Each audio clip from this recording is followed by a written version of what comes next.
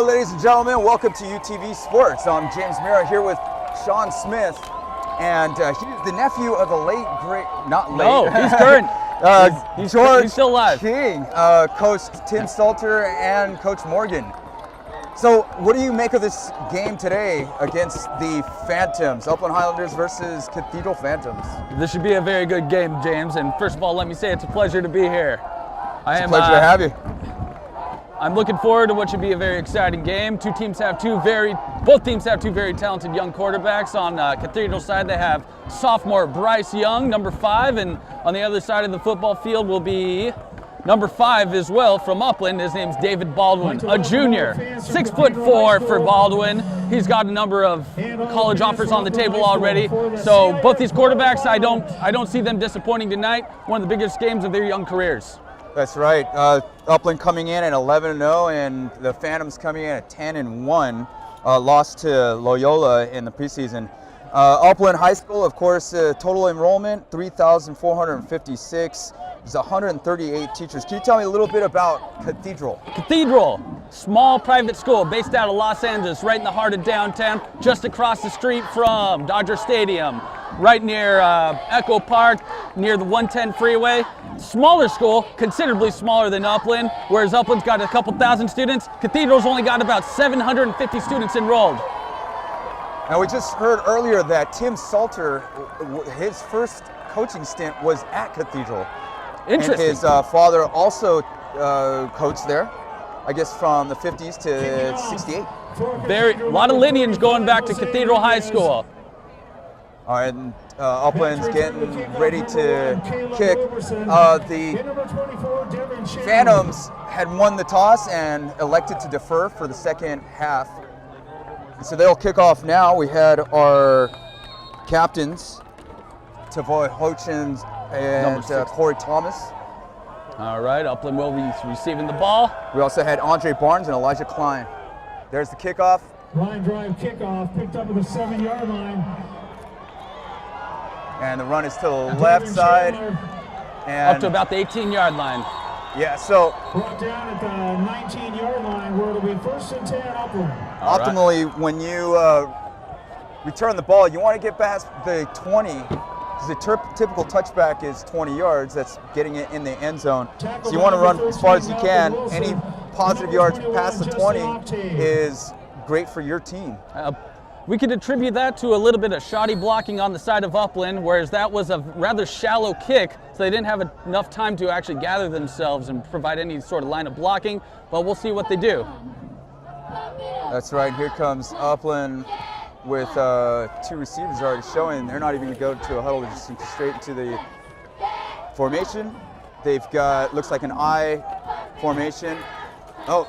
We'll sing it back. We got a penalty flag right off the back. It looks like somebody on Cathedral jumped off sides. We'll listen for the call. Yeah, looking at Upland, they're signaling that it was on the Phantoms. Against Cathedral, 5-yard penalty. All right. They jumped into neutral zone. 1st and 5. There's a little slight bit bump. of Baldwin's back under pressure.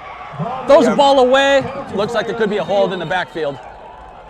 Yeah, so flag goes down, and Baldwin gets that pass off, even though he was being rushed to throw. Almost got a sack there.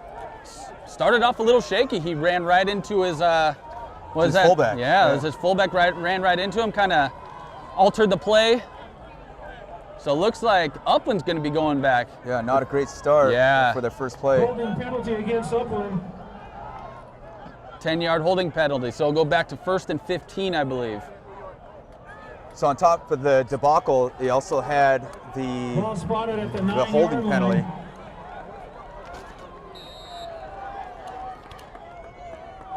Pinned down to their own 9-yard line. All right. Trips to the right. Single receiver on the left side. A pistol. Baldwin hands off. Handoff, Kyle Jones. And Kyle Jones right down the middle. Picks up 6 yards and is at the 15-yard line. All right. After a shoddy start to the game, that was a nice little 8-yard run. 36, Logan Applewhite. Logan Applewhite on the tackle. I fully expect to see David Baldwin unleash his throwing prowess rather early in this game. He's a big-time passer. The lefty. Drops back. Scrambles a little bit. Goes on the run. Oh, incomplete. Deflected, incomplete. So, Pass intended for number 3, Taj Davis. So Taj Davis is one of his favorite targets. Baldwin's thrown for quite a bit this year. 145, right? Yeah, and just last week alone, he was 18 to 23 for more than 250 yards and 3 touchdowns against Tesoro, based out of Orange County. He's got 33 touchdowns total. What do you think, they're going to be conservative here and run it up the middle, or do you think they're going to air it out to Taj? They're going to air it out. There he goes. He drops back, faces a little pressure, runs back, gets a nice little pass up to. He's up at the 40-yard line. First down. And that's the fullback, Kyle Jones, catching it and then getting a bunch of yards afterwards. And that's a big key here, is not just catching it, but what you do after the catch. Followed his blockers. A nice pickup of 25 yards or so on the play. Just what Upland needed. After a slight difficult start to start this football game, a couple penalties, some shoddy blocking, Baldwin's able to find one of his favorite targets for a nice little gain. And it wasn't an easy throw. Baldwin had to run around in his pocket a little bit. He's getting a lot of pressure in that backfield. Rogers is located on the northwest corner of 16th and Mountain. For great food, yeah, Baldwin's been throwing a lot. He's thrown for more than 2,300 yards this season.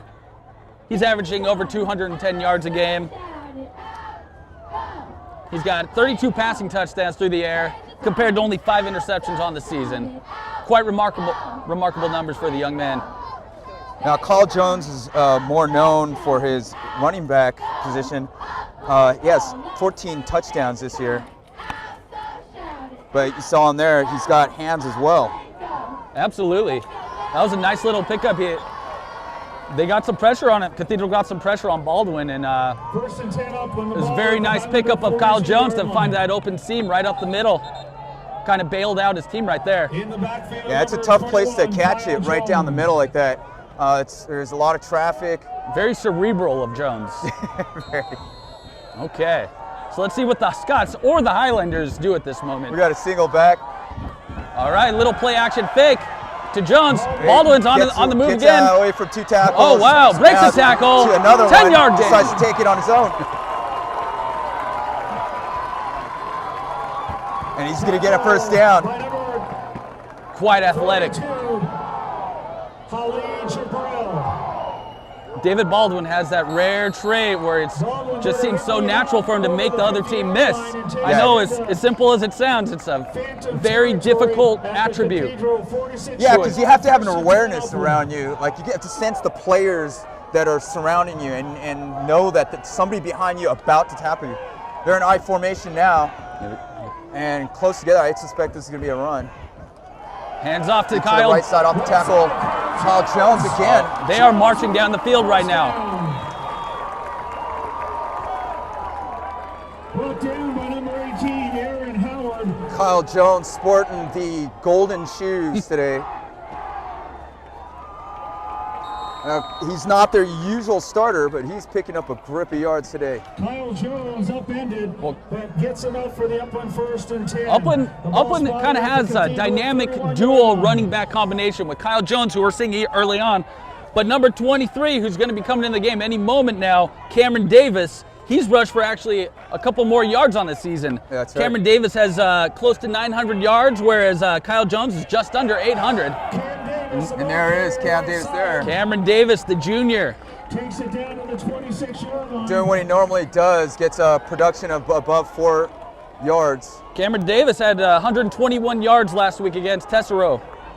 12 rushes for 121, including a 76-yard touchdown run around halftime to actually put the game out of reach last week.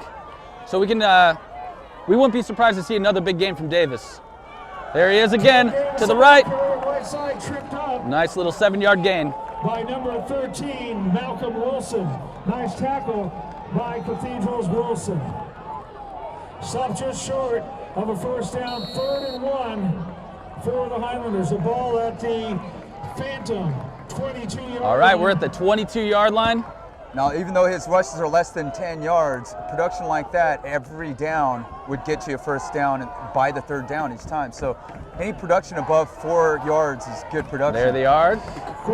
David Baldwin with the sneak up the middle. Gain of about 5. That'll move the chains, 1st and 10 Upland. Typically those quarterback sneaks will only net you 1 or 2 yards. Right. I think he got close to 7 yards on that. Yeah, it's a big line helping him push that wall forward. He is not a small quarterback by any means. He's listed at 6'4", 225 pounds, and he's only a junior. That's right. Just imagine how big this young man's going to be next year as a senior. Cam Davis at halfback, also a junior. There's Right to the Davis. right. Outside the tackles, he got can a go. hole. Down at the 5-yard line is Cam Davis. Penalty flag on the field. That looks like flag he could be comes in a little late. could be a late hit. Number 7, Nico Scott. Good blocking. After those first couple plays where Upland seemed a little confused, maybe a little bit too excited for the big game, they've really seemed to shore things up on that offensive line, James. Oh, Oh, was that a hold? yeah, there was a holding Okay. penalty. Could be off of the receiver. Yeah, very well could have been. That flag came out pretty wide. Yeah, and typically, you're trying to sell the play, but then the rush comes to your side, and you've got to, do what you can to stop him. And that time there, he may have held him. I'm going to look for a play action right here, and I'd like to see David Baldwin throw a little fade or something to number 2, Taj. There's a play action. Oh, Baldwin gets wrapped up behind the line I of think scrimmage. that was not the intended play there. Once again, the fullback and Baldwin having a little miscommunication and running into each other before the play. They've had some issues early on. Yeah, before the play could get off, it's some confusion there on the play. This isn't very indicative of the Upland High School we've seen throughout the season. No, execution was the name of the game all season long, and they played their hardest game against Rancho Cucamonga, who's also in the playoffs right now in the Division I. Very well could see them in the finals. There's Cameron Davis. Not much there. No, not at all. He got about not even a yard. No gain. So that's going to bring us up to about 3rd and 12. Wilson on the stop for Cathedral. The ball spotted right on the Cathedral 20-yard line. Interestingly, Upland's only attempted a couple field goal attempts all season. That's so right. we're going to see what they do here. If they fail to get this conversion, it's very likely that they'll go for it on 4th down. However, both times the field goals have been successful. That's a good 100 percentage on your field goals. It's just, I think that Upland has not had to make field goals. No. They're With the typically dominant scoring offense, machine. is he going Taj's way? He escapes a little pressure. He's got number 4. And he's got Bryce Parker. Bryce Parker's still breaks up the on his tackle. feet trying to get the first down. It looks like he's going to be about a He's gonna be yard short. Yeah. Making the Would you- reception, number 4, Bryce Parker. Bryce Parker. Nice job by Phenomenal Baldwin. athlete. This may be field goal territory. Typically, Looks like they're bringing in the kicker, James. Tackle by Yeah. number 20, Coach Salter's Armstrong, and number traditionally 42, been a little bit more conservative Wilson. in past years than he has this year, but I suspect he'll make the call of going to his field goal unit. And like you said, this field goal kicker, perfect 2 out of 2 on the season. Archie Green. Small sample size, but young Archie Green, he's got 1 foot. Oh, looks like they're going for it. They brought him on as a decoy. And Cam Davis gets his call. It looks like he's going to have enough for a first down. I think he got it by about 2 yards. For Upland. So we're going 1st and goal. Like I said, less conservative this year than in past years with his play calling. And I think that has a lot to do with his offensive coordinator, Scott Schultz. Schultz is a very aggressive offensive mind, and when you have the athletic ability of these young Highlanders to supplement that, Right, you can take more risks. but Split Cathedral, back. Give it to Kyle Jones. Kyle Jones is in for a Trying to see touchdown. him in for a touchdown. Very methodic drive from deep inside their own territory. That's right. And that they had to work really hard for that, all the way from the, what was that, 5-yard line? We've seen this earlier in the season where they start off a little more conservative, but as they get a little more comfortable, a little more acclimated, we very well could see them be a little bit more aggressive through the air as the game progresses. Right, and that's the advantage to having a balanced team and a great rushing team here at that.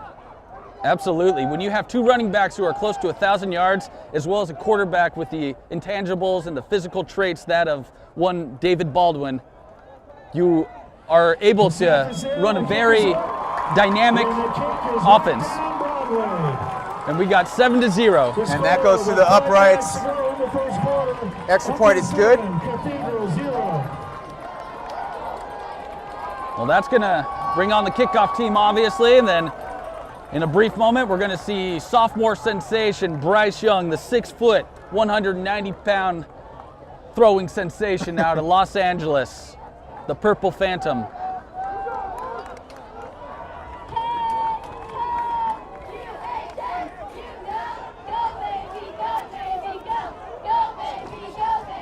Cathedral High School, founded by Archbishop John Cantwell. It's the first Los Angeles Archdiocese. They have a... And it was an all-boys school. It is an all-boys school, and it began in 1925. Oh, remarkable. It's an old school. Couple notable alumni from Cathedral High School. Kick is off. Former mayor of Los Angeles, Antonio Villaraigosa. Okay. Oh, got up to the 30-yard line on that kickoff. Driven out of bounds. At about the 32-yard line. Yeah, in addition to former Mayor Villaraigosa, the silver medalist in the 1952 Summer Olympics in none other than Helsinki, Finland, in the metric mile, Bob McMillan. As impressive as some of these alumni are, perhaps none of them are more impressive than current sophomore Bryce Young. 6-foot sophomore. Just an octave. We've got a very strange formation with receivers in line behind each other. Split. Yeah, Young Split back, set. throws out. Pass complete. Passes complete. Gains about a couple yards on that. 4-yard pass to Ahmad Lipscomb. Making the play defensively, number 1, Caleb Roberson.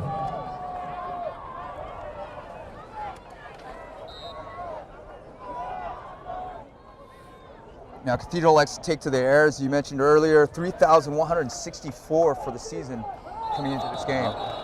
Yeah, I was mentioning how impressive Bryce Young's numbers are this season. He's thrown for more than 3,000 yards, 40 touchdowns through the air, and as opposed to only 3 interceptions on the entire season. What a remarkable touchdown to interception ratio that is. You don't see that in the NFL these days. Yeah, as we saw there, false start. Once you're on the line as a lineman, you get set. You cannot move, and you move just a little bit. That moves him back 5 yards, and from second and 7, and we go to 2nd and 12. From pistol. Play action. Throws on the run. Number 27. Oh, he breaks a tackle. First down. Breaks 2 tackles to get the first down. Josiah Zamora, freshman wide receiver from Cathedral. Once again, those are those things you want to do after the catch that will get you, success. 1st and 10, Cathedral. Yeah. So a couple spin moves to get the first down. Or else, it would have. And Josiah Zamora is a very impressive young football player. Had close to 600 receiving yards on the season with 7 touchdowns. Young from shotgun. Driven forward. Just an octave. 7-yard gain. Tackle by number 10, Justin Flo. Justin Flo. Barnes. And number 51, Leonard Leal. Named top linebacker. No huddle. Young all kinds of room. Oh, wow. He runs for a good 15 to 20 yards on that play. So everything shifted to the left side, leaving, to Upland's left side, to his right, and he had all the space on the left side and runs into that flat. Yeah, as impressive as Young is with his arm, he's managed more than 300 yards and 14 touchdowns on the season with his legs. So wow. He is what you consider a dual threat quarterback. Play Throws fake right down the middle. to number 12, Making the reception, number 12, Justin Kindle. Jabari Kindle. Jabari Kindle, right down the middle. Once again, that high traffic area. First and 10, Cathedral. DBs and linebackers both may be present in that zone, and it's always scary running through there. So that's where the big collisions happen. Cathedral started off fast. Their quarterback, Bryce Young, looks very impressive. Another handoff. Gained about 3 yards for number 21, Justin Octave. Yeah, they're getting the call from the sideline, so it's a no huddle, and they're just going. Yeah. And it kind of throws the defensive off balance. Puts them in a little bit of limbo. You see this a lot in the NFL now, James. A lot of these quarterbacks. Peyton Manning made it very popular about 10 years ago. And it's interesting to see somebody That's right. so young running this no-huddle offense. Yeah. Takes a tremendous amount of confidence and knowing your offense very well. Yeah, wisdom, intellect. You got to study your playbook. You got to know it real well and be able to call those plays quickly and execute them. Absolutely. Penalty flag on the field. We've seen a lot of penalties so far. I think these young players are a little bit excited for the game. Yeah. Repeat, second down. So this one's going back on Cathedral. So we'll back up another 5. They had a tremendous amount of momentum right now, but that's just kind of halted with that Second down, penalty. 12. This is good for Slow Upland. down the pace, yeah. Gives them a chance to kind of recollect themselves. All right, get a breather. Senior running back. Little things like this are important for a young team. There we go. They're readjusting now. I think they've figured out what they need to do And watch as out far for as their coverage. Hand off to Octave, up the middle. Gain about Takes it 5 inside yards. the 20, down to about the 17, 18-yard line. Tackled by number 4, Bryce He's got Parker. jukes. He And number does. 50, Andre Cathedral's Barnes. mixing it up right now. We're about 50-50 so far with the pass and the run. Both are working quite well. They got a single back. Another run up the And middle. it's good. Justin Octave And breaks he's it off to gonna the rush right. He's got one man to beat. He gets stuffed up And stop short and of the just 10 shy of the down. 10-yard line. Now this is something that I think is exceptional on Upland's side is the discipline that they have in making these open field tackles that you don't see you kind of see it in high school and sometimes in, Right. the execution's just not there. Little short pass to number 6. Ahmad Lipscomb up to about the 1 or the 2-yard line. Wow, It's gonna dragging a player along. I'm very impressed so far with this Cathedral offense. Hey, they're no joke. Yeah, Upland's going to have to make some adjustments, that's for sure. A couple substitutions running in for the goal line defense. We have number 65 coming in, play a little defensive tackle. That'll be Brandon Arias, defensive lineman, the junior, 6'1", 260 pounds. So half the distance to the goal with the penalty of roughing the passer. So they will be on the 1-yard line. Could very well see a run up the middle, whether it's from the quarterback or a running back.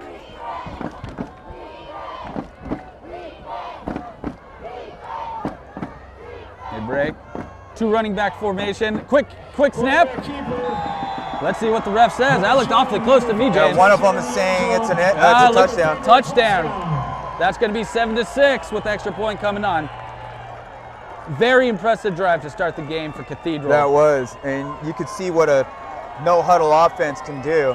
He keeps the defense off balance, disorganized. And they got a lot of quick passes off, and it's not just what they do with the passing, but then what they do after the pass. And then you had just great running by Octave. Great blocking, great running. Very fluid offense. easy to see why they went 10-1 in the Delray League this year. Yeah, they're no joke at 10-1. I think that might be on the defense, rushing in a little early. Just missed timing. Yeah, on we that had play. Nope. Eager to stop the It's about our point after. 6th offside penalty in the first quarter. We'll see if these penalties reduce as the game goes on. These players are awfully excited, but you have to exhibit some sort of composure because these penalties will really cost you late in the game. You were mentioning that the school, Young, they're attempting a 2-point conversion. based out of Los Angeles, they go for 2 and they get stuffed. Oh.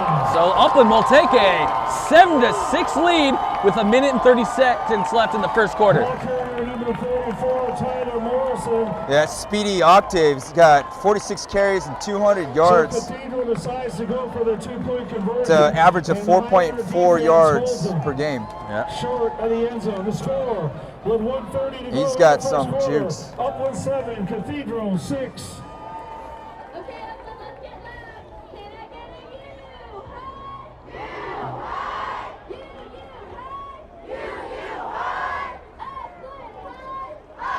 Yeah, we haven't seen Amari Gary yet. He's actually the Cathedral's leading runner. I'm not sure if he's playing or not. He's number 26, but they were featuring Kickoff for Upland. Number 1, Caleb Roberson, and number 24, Devin Chandler. all right, 7-6. Kicking off for the 1 minute Phantoms. 30 left to go in the Number first quarter. 35, Jose Nunez. Cathedral here lining up for the kickoff. Yeah, Upland, they were a little sloppy on the opening kickoff.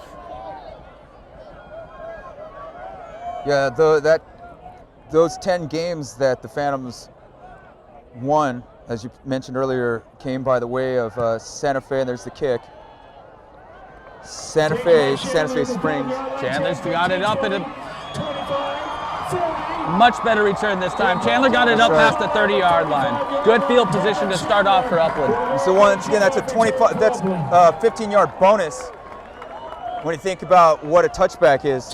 Absolutely. And so we had Santa Fe, Arcadia, Linwood, Harvard, Westlake, St. Paul. Some decent teams that they had to play. Yeah. LaSalle, Celsian, and St. Francis.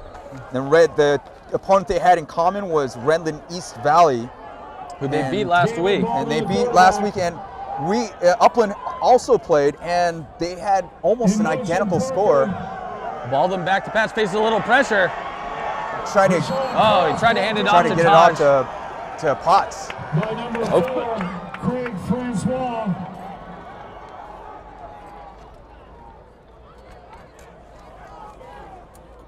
And tried to hand it off to LaShawn Potts, the 6'4" senior wide receiver. That play relatively unsuccessful. Upland looks to regather some composure, head out to the line of scrimmage, faces second down and 10. Got 3 receivers 9 to yard the loss. left, 1 to the right. To that pistol. Baldwin hands off. Cameron Davis breaks a She has a huge hole, and it's going to pick up all the yards that they lost. It'll be about third and one. Nice 19-yard gain. Yeah, his knee hits a yard before the first yard marker. 3rd and a long yard for Upland. Yeah, Cameron Davis is actually the leading rusher. He's had it close to 1,000 yards on the season. You can see why right there. He got a little bit of blocking, and he took care of the rest himself. He made about 3 people miss right in the middle of the field there. Davis again. This time doesn't go anywhere. Try to pick anywhere. up that 1 yard for the first He down. might be a little short. It might be. On the spot. Well, the spot looks like it's going to be first down. Oh, they got it. Favorable spot. I didn't think he got it upon first glance, but the referees obviously have slightly better view than I do up here. And there could have been forward progress, give them that first down. And so they're going to come back to the side, regroup, and figure out what they're going to do for the next 10 yards. All right, that'll take us to the second quarter. Cathedral's defense is employing a 4-3 defense that protects more for the rush. although Upland does have a very potent rushing game, they do take to the air often. Yeah. Ladies and gentlemen, that's the end of the first quarter of play. The score from Highlander Stadium at the end of one complete. Upland 7, Cathedral 6. Cathedral comes into the game nationally ranked at 468 and 48th in California. Whereas Upland is ranked number 7th in California and number 19th nationally. That's phenomenal for Upland. 19th nationally, considering all those states and all the great football teams across the country. Absolutely. All right, we have 1st and 10, Upland. Handoff. Cam Davis, another 10-yard gain. That's right. Once he hits the hole, if there's not somebody to grab him immediately, he bursts through that linebacker zone very easily. Yeah, he's got an extraordinary vertical run. For a Highlander first down. Once he gets ahead of steam, it's hard to stop him. On to the right goes number 3, Tosh Davis. To the left, number 2, LaShawn Potts. Penalty flag on the field. Yeah, that's why he averages almost 10 yards to carry on the season. And he's at about 45 yards rushing already in the second quarter. Against Cathedral High School. Legal substitution. So, we saw some players coming in and out that weren't supposed to be there. And so that's going to result in a penalty, giving Upland an advantage. And we're going to have another penalty. Might be the same issue. As fluid as Cathedral looked on offense earlier. Falling apart on defense just by trying to figure out what their personnel is. Yeah, too many men on the field. That'll cost you 10 yards every time. I thought there was a lot of linemen there. All right. Oh, a little confusion. That's a rare throw there, where he had nobody in range. Yeah. It looked like David Baldwin thought LaShawn Potts was going to run to the outside, but he made a cut to the inside, which is why the ball flew where it did.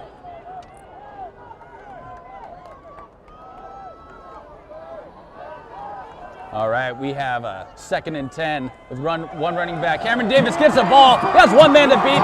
He's at the 5. He's in the end zone. Touchdown, Upland Highlanders. Now, that's what I was talking about earlier about disciplined open field, being able to make the open field tackle. There, right there, you saw number 7 not able to do that. Of course, you're going to get somebody that's lightning fast. That was a gorgeous run. That was for a touchdown. Great blocking, bad tackling, and great running on behalf of that combination will net you points every time on offense. Everything just went Upland's way on that play. Strong safety, you could see had a chance to get him. That's your job. But that's why you're there. I mean, Cameron Davis is so fast and so big. Yeah, just a couple moves, and an extra point is good. We have a 14-6 game. It's 11 minutes to go. That'll break ankles every time. Absolutely. The score with 11:01 to go in the first half. Yeah, very well-balanced offensive attack we're seeing from Upland High School so far. Pretty much what we've seen all season, but against this level of competition is all the more impressive on behalf of the Highlanders. Speaking of the Highlanders, why they seem to be called the Scots or the Highlanders. It's about 50-50. Is there any reason behind that? Well, how they got their mascot in the first place was the first principal of Upland High School was Scottish. Oh, okay. And Scots is an abbreviation of Scotland, and the Highlander is a natural mascot. Yeah, and everyone. The name Highlander actually comes from the 1986 action film starring Sean Connery. That's when they existed, right? All right. Number 11. Oh my gosh, great play. Number 6 on Upland. Stuffs him back at about the 5-yard line. What a play by Jaden Deadman. Terrific play. Good. That's how you make an open field tackle. That's how you make an open field tackle. Special teams, that's right. Terrific so far. We're seeing He's from Upland. what's called a wedge breaker. The first person down the field, you got to bust through a wall of people sometimes to get to that runner. The runner was going to the outside, and he just picked him off for a huge loss. And this puts the Cathedral and Bryce Young in a very difficult situation. You're backed up on your own 5-yard line, 6-yard line to be exact. There's not a whole lot of real estate back there to move around. Even less room for air. Let's see if number 6 can make something happen. He's gonna roll to his right. What a He's throw! got it, and off balance on the run.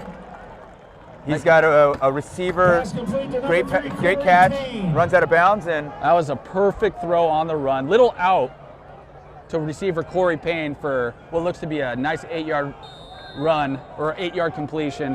While it doesn't look very impressive in the stat book, that was a very big play because that got him out of the end zone. Right, out of danger. We see a halfback. And there's Octave. And Octave's movements from side to side are really remarkable, but of course Upland's speedy defense also able to hang in there with him.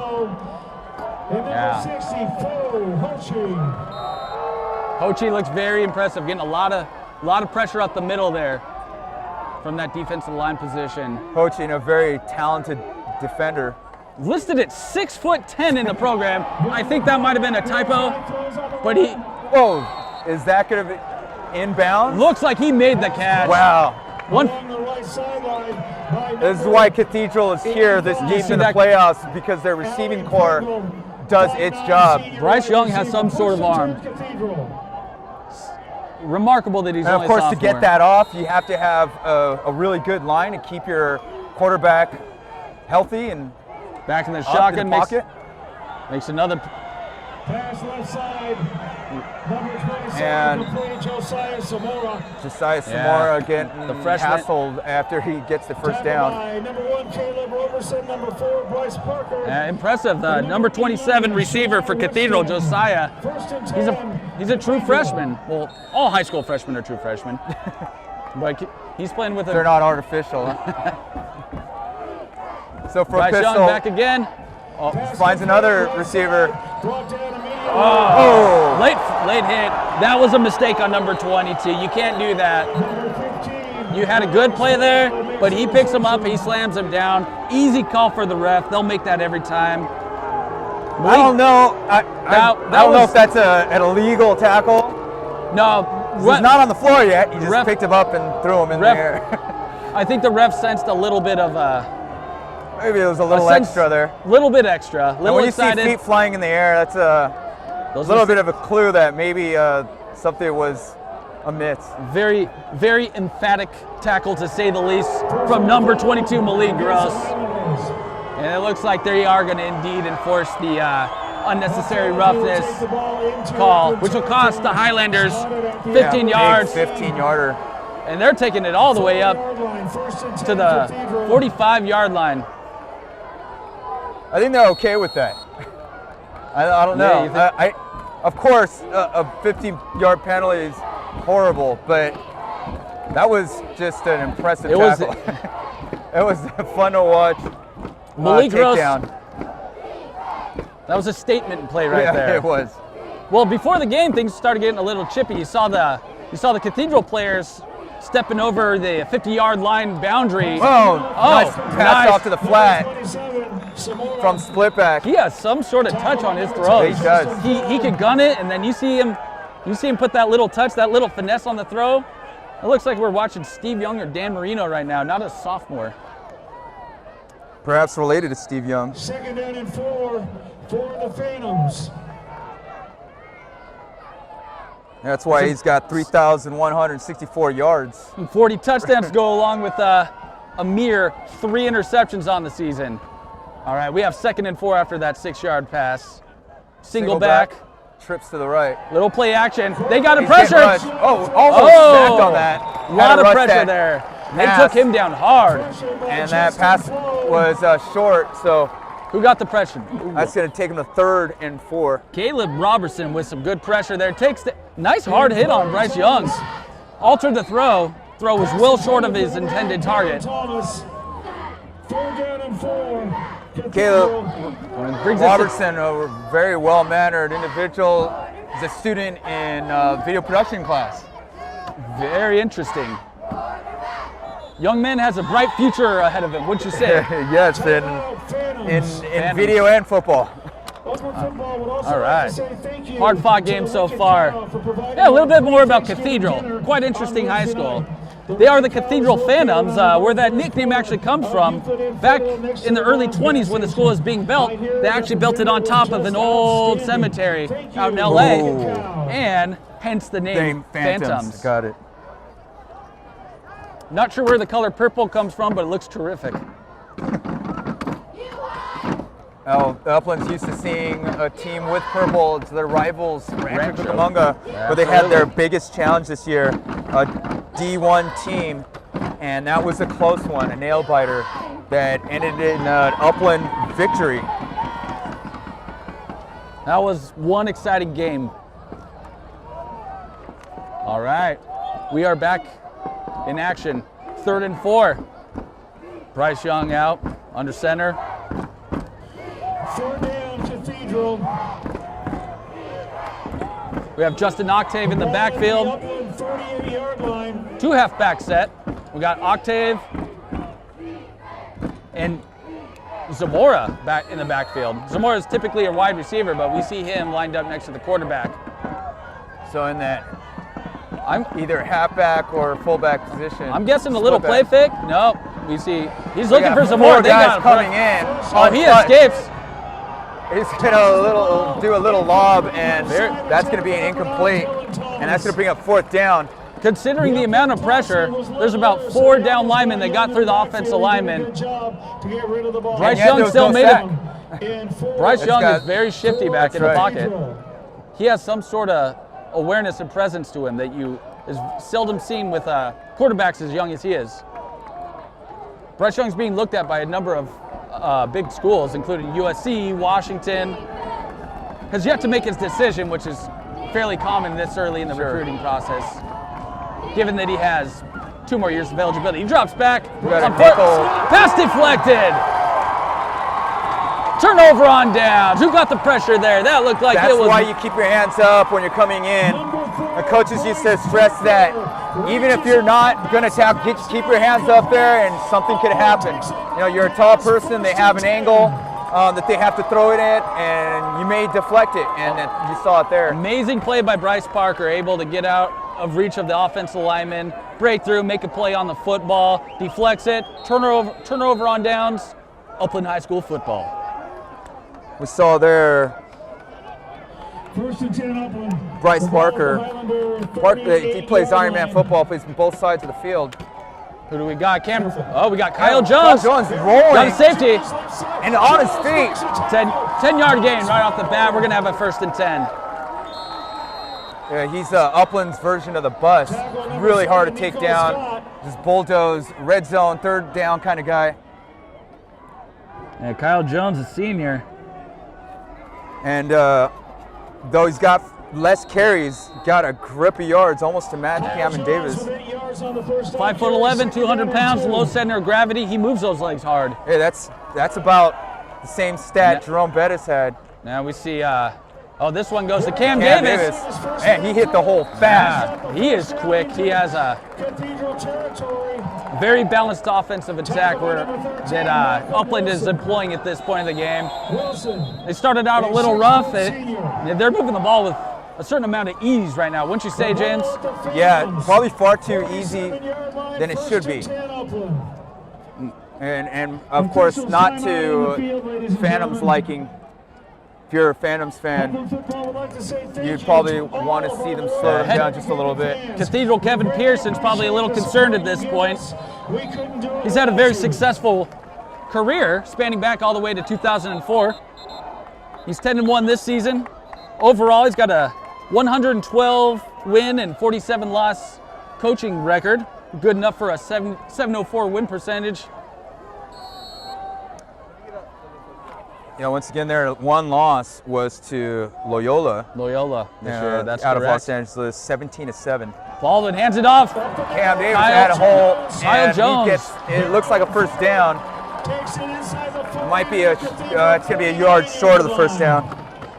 The Upland line is sure shored up any difficulties they were encountering early on in the game. They are looking very fluid right now. Yeah, that's a big line there. I mean, these talented running backs don't need the largest of holes to run through, but when you're getting 6-foot holes, you're making it a little too easy for these young men.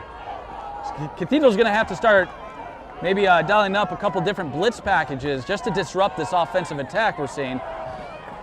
Well, they got something there. I've seen, through the season, this is probably the best we've seen as far as rush defense.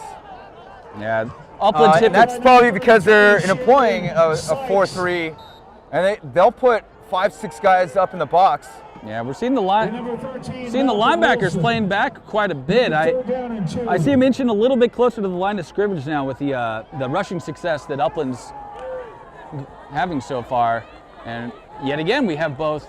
Right, we got 6 guys. Kyle on Jones the line, in the backfield and middle linebacker up onto the line. There he is, another hole. And that's the danger of having so many people up in the line, that there's no one behind, no second level to stop that run. Because from back there, you're able to see the running back come to a gap. In this case, is the B gap, and look, you want to be able to make the adjustment, but if you're right up on that line, you can't make that adjustment. You're going straight through, and you don't have a second level. Yeah, that's a very good point. And Upland's not making it very easy on them. They're kind of forcing them to play too close. Yeah. So this is going to open things up for, well, I'm assuming it will, for David Baldwin at some point in this game. Same defensive call there. I wouldn't be surprised to see a play fake, play action pass, and go deep.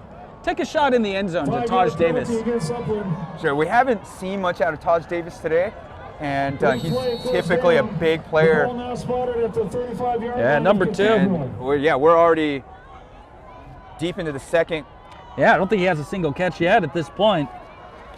But on the season, Cam Davis again picks up a couple, maybe gets back to the original line of scrimmage. Takes it down to the initial line of scrimmage. Tackled by number 36, Logan Applewhite.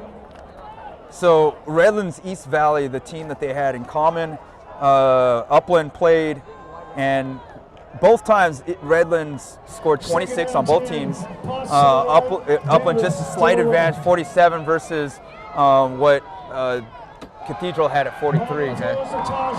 Taj Davis finally gets his hands on the football, and he immediately makes a big play. Breaks 2 tackles, gets all the way up to the 11-yard line. That's what we're used to seeing out of Taj Davis. Yeah, I think we were both feeling like he's due.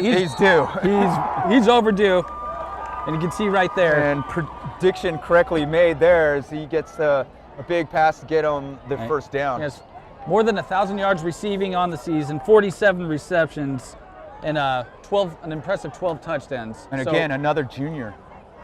This team is. And there's Cam Davis. Gave him about 2 yards. Upended. But upended going forward, so that'll get him a couple yards. So Upland got here by way of La Habra, who was also in the playoffs, who's been ousted. Claremont, a crosstown rival. That ended in a 62-3 victory. Redlands East Valley, La Mirada, Great Oaks, Rancho Cucamonga. Hand off to Cam Davis. He gets stuffed at the line. No gain this time. That's going to bring us to about 3rd and 7. After that, they had Chino Hills, Etowanda, and their last game was against Los Osos, 56-7 victory there. And then the first round of the CIF playoffs last week was against Tesoro here at home, which is out of Rancho Santa Margarita. Oh. And that was a 59-12 victory. So Upland's used to rolling on teams in the first and second quarter. They would by now have like 21, 28 points. They were up 21-0 before the end of the first quarter last week. Yeah, first quarter. So this is a much slower start for Upland. But they are playing Very reminiscent of the Rancho game. incomplete. That'll bring us to 4th and 7. Yeah, there was nothing there and triple coverage. Yeah, I'm not sure. Davis. I'm not sure what Baldwin was seeing there, but luckily the ball wasn't near any Cathedral players to make any sort of play on it. Yeah, it seems in that circumstance, when I see a play like that, I feel like the play was set to go to Taj Davis, and he just was adamant about going to it because that's what the play called for. Exactly. You got to make some adjustments when you see a triple coverage like that. He didn't check down any of his other options, but at the very least, he was able to throw the ball away without turning it over. That's probably something you see more in high school than you see in the college. And Kick pro is level. up, and it's good. We got a 17-6 Upland High School lead. There you go. 3:41 remaining in the second quarter. Archie Green gets to do what he does best and gets a field goal, his 3rd field goal for the season. What's his percentage now? I think it's 100%. Wow, you don't get any better than that, James. Upland. But then I think they may include extra points in those stats, and I don't think he's 100% there. He's made several. With a high-powered offense like Upland's exhibited all season, it's not very necessary to kick field goals. But when his name's called, he's done very well. All right, Upland set for the kickoff. Cameron Walker kicking off for Upland. Cameron Walker will be kicking off. Number 11, Dylan Wright. And number 18, Aaron Howard. Aaron Howard and Dylan Wright are back to receive the kickoff for Cathedral. Kickoff taken at the 10-yard line by number 11, Wright. He's taken down at the 30-yard line. Just shy of the 30-yard line. That'll bring back sophomore sensation Bryce Young. Number 22, Malik Goss. Their last possession, they were held up at midfield and had to turn the ball over on downs. Upland's defense made a terrific stand after allowing a couple big plays to the opposition.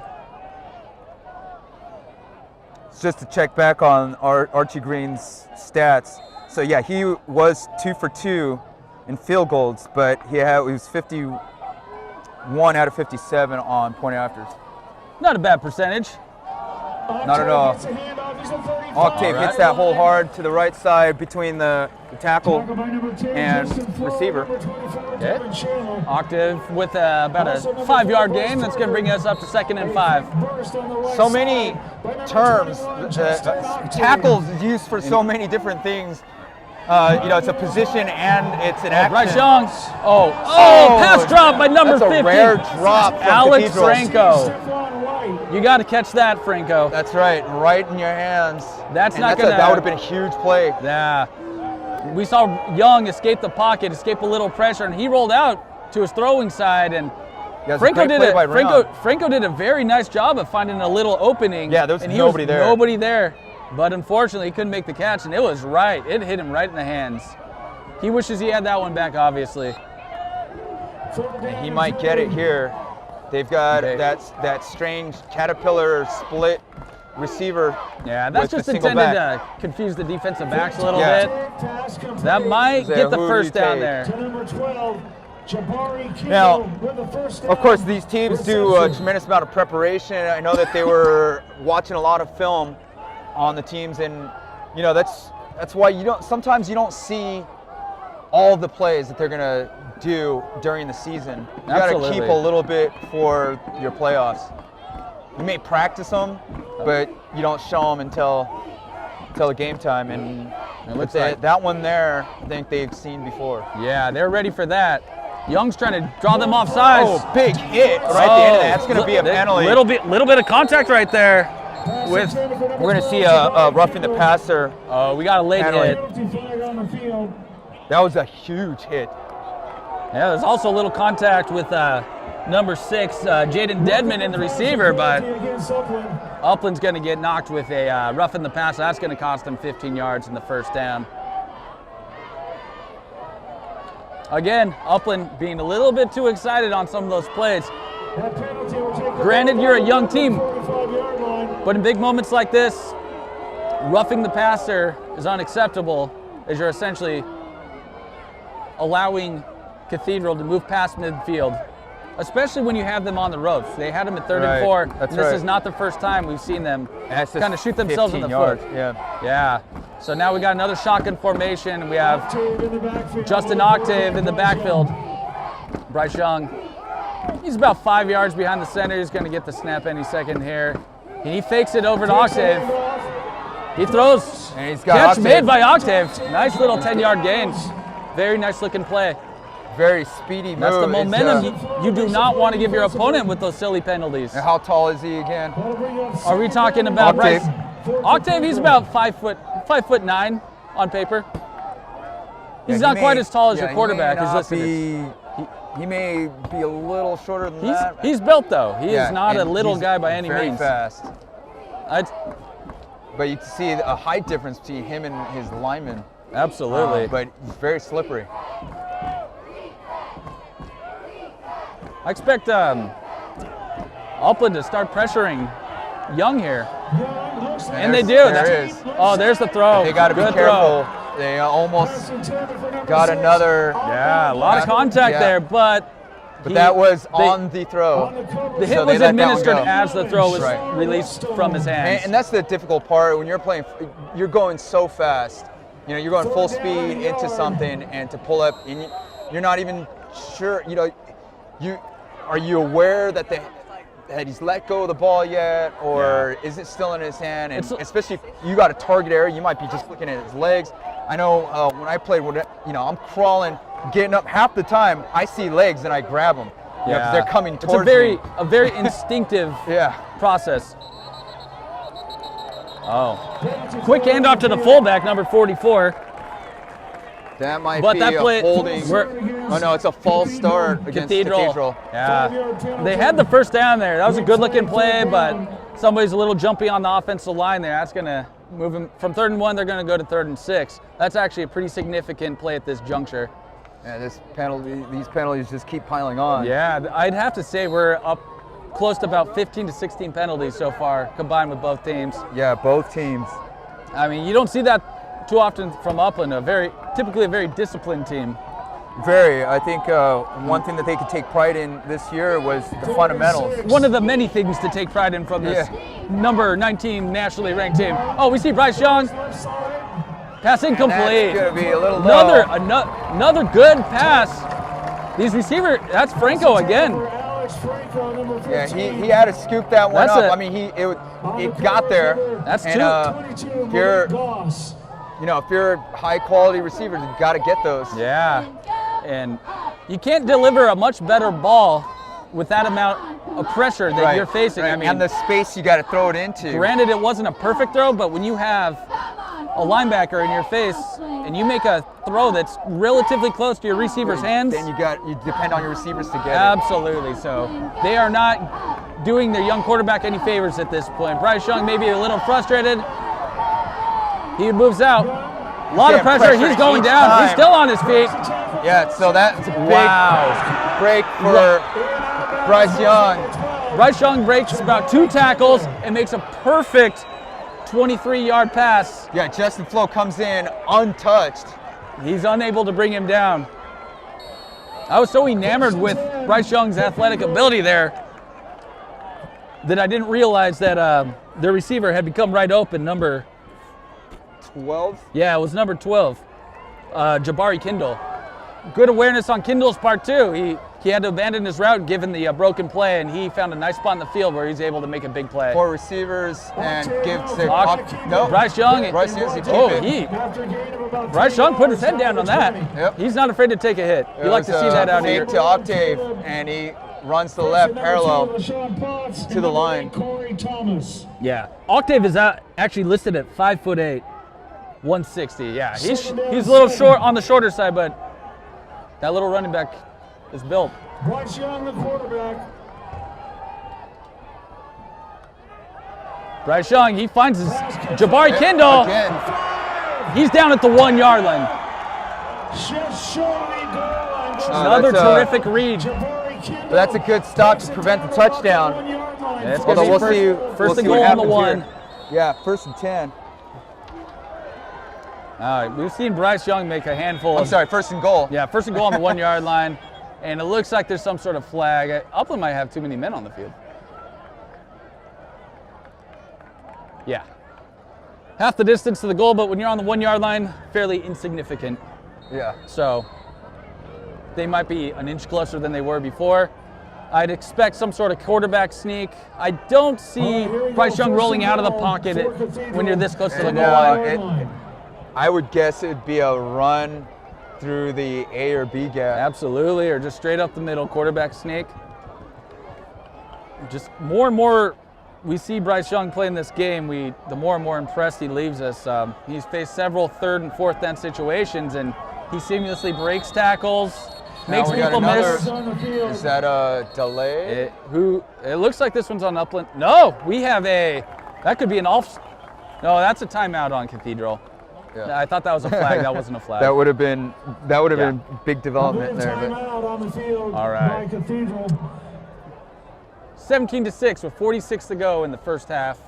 Second quarter, I should say. Ladies and gentlemen, we ask that everyone please keep the So this has been a storied season for Upland after coming off a year with Division I competition last year, having to play both St. John Bosco and Modern Day Rancho Cucamonga, top teams in the country, and they were predominantly, a lot of the starters, a lot of the major key players were sophomores. Now you're seeing here today, Taj Davis, Baldwin, Baldwin, Cameron Davis, Justin Flo today is the leading linebacker for the state, and he's only a sophomore. That's impressive. Solid player development. All right, first and they one. Come on the field looking to play. We have Bryce Young under center. Expect something quick up the middle. He goes up the middle. He's in. That's quarterback sneak. That's going to be a touchdown. Yeah, I don't know what took the ref so long on that one. He got in easily. I saw from here, and it took him 8 seconds. But I guess at this state, you want to there was a be big sure. shoving match that took a little time there. But he did find the seam and get through. Yeah, things getting a little tense, but that was a clean sneak, and they're most likely going to go for two. Let's see. There's a little confusion on Cathedral's part. Coaches are screaming. And it looks like Bryce Young is going back out to the line of scrimmage. Yeah, they might. And they're going to try to two back. Oh, absolutely. They want to make this. They're going to talk about that a little bit. So they're going to go to timeout. While they're at timeout, I'd like to talk. I'd like to thank our sponsors, Main Street Garage over here in Upland. The owner John Tarrant runs that place. Great place. Toyota Tech originally, but they also do other cars as well. They're very great at body. They came from a body work background, and now they're doing all kinds of work. Great stuff for their Main Street Garage. Also, Veronica Graz, her generous support, real estate agent. Oh, one of the best. And we also have One Up Graphics. One Up Graphics, one of the best graphics. Yeah, Rancho Cucamonga, one of the better graphic design studios. That's right. You'll come around. For all your signing needs and wrapping, they can wrap vehicles and whatnot. Absolutely. Which is a terrific cool, sponsors. Cool way to go. All right, Bryce Young going for two. Try to make it a 3-point game. He's back to the shotgun. Quick pass. Oh, he drops the ball. Oh. Another drop. Another by a phantom receiver. Yeah. The throws are there. He's made a couple great plays to get him. I mean, that last drive, he was primary on number 12.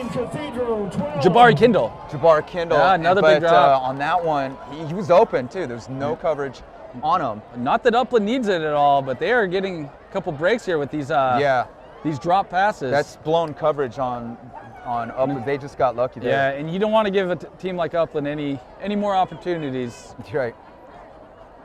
No advantages needed for these guys whatsoever. Yeah, because Upland doesn't make too many mistakes, and so you got to capitalize on those. Okay, that'll bring us to just a tick under 40 seconds left in the half. We'll see a kickoff. Might see some sort of squib kick. I don't think they want to risk anything big. Sure. And number 24, Devin Chandler. Yeah, Cathedral's kicker, Jose Nunez. Now, I'm not sure if Nunez can kick a touchback. That would be a Yeah, safe he way to hasn't go. so far. He's been about 10 shorts, both opportunities, and we see a slight squib. Not a bad kick. Goes right to his hands. Oh, he's got a haul. And there. Oh, wow, he's got the kicker to beat. That's what he was worried He about. is back. That's exactly what Upland needed at this stage. 30 seconds to go, and you get yourself a kick return for a touchdown. 23-12 Highlanders. That's exactly what we're talking about. You got to plan your kicks very carefully because something dangerous can happen right before the half, just like that. He goes Was that Brent? 95 yards to pay dirt. Was that Devin Chandler? I believe so. It took one bounce right into his hands Yeah. and full speed ahead. Great blocking there. He was not touched. Terrific No, blocking. and there was nobody there really, except maybe the kicker had a chance at it, but No, he was kicker had no blocked. chance. It was clean. There was no back, in the back blocks. I don't think Jose Nunez, Cathedral's terrific kicker, has tackled many running backs running full speed this season. So Maybe not. can't put too much blame on him. But Now we had a player here a couple years ago, Luke Van Ginkel, who was the top weightlifter for the team and California State top bench press record holder. Wow. Or lifter, and he was the kicker. Yeah. And so when He may have made that hit, tackle. yeah. I don't think Jose Nunez is going to go to the Olympics for any weightlifting competitions. Maybe not. But Maybe with his legs. Maybe with his legs. Cathedral's got to get some more pressure. They got to split some gats on that kick return. That's just great special teams play there. And Upland's been doing a great job on special team. That's another factor, an X factor of this team is the special teams. Being able to make big plays on the kicks and as well as defending those. Yeah, I mean that. I mentioned just before the kickoff that Cathedral might want to think of doing a squib and prevent that, and then and there it is. And they're going for two now. Baldwin has a guy. Oh, he got it. It was deflected. Bryce Parker's able to make the reception. We've called his name on defense. There he is getting a big catch for a 2-point conversion. And that's going to really hit the momentum of the Phantoms, which have been trying to do that the past couple times, and Upland does it with ease there. I mean, there's so many weapons on this Upland team to beat you with, and we're seeing that right now. I mean, whether or not it's on kick return, on special teams, on a 2-point conversion, you see more of a defensive player make a terrific play like that. And then your usual suspects in Cameron Jordan and Kyle Jones and David Baldwin consistently making plays. This Upland team is going to be difficult to beat, and you just can't give them the opportunities that Cathedral has given them at this point. Yeah, whoever wins here will be playing next week after Thanksgiving. Oh, on the Friday after Thanksgiving. And that, for Upland, will likely be an away game. Who would that be between? All right. I believe that would be between Norco or Charter Oak. Nice squib kick. Arm tag makes a man miss, but they look like to tackle the return man at about the 39-yard line. So, of course, Upland, doing as you suggested, a squib kick to ensure that you've got enough people getting to the play. And they did miss a tackle, but not giving it to your fastest players. Justin Flo was able to make a nice little play there. That had the potential to be something a little bit more, but Upland recuperated well after missing an early tackle and stopped them short of midfield, which is exactly what you want to do with 17 seconds to go. But with a quarterback like Bryce Young, I mean, there still is some time on the clock. You never know. And with their passing attack, Upland's of course, they're going to come with the split offense now. Cover 3 formation Upland's employing. Octave gets the ball, gets about nice little run. Yeah, keeps on his feet for an extra couple of yards. That looks like they're just going to. Are they taking it to the half? Yeah, that'll be half. So we got a 25-12 in what's been an entertaining game so far. Should be a little bit closer, but Cathedral giving up that big kickoff return for a touchdown. Puts them in a bigger hole than they needed to be in at this point. 25-12. We're going to go to the half, and we'll see you in the second. That's it for halftime here at Islander Stadium. The score at the end of 2 complete. Upland 25, Cathedral 12. Awesome. The business today is Main Street Garage.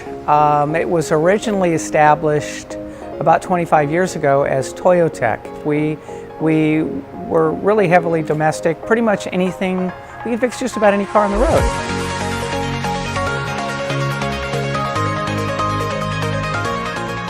So usually you bring your car in, it's got a problem, we're going to look at it. We'll spend up to an hour looking at it for free. Nobody makes an appointment. Nobody plans on crashing their car. So really what I bring from the body shop business is sensitivity.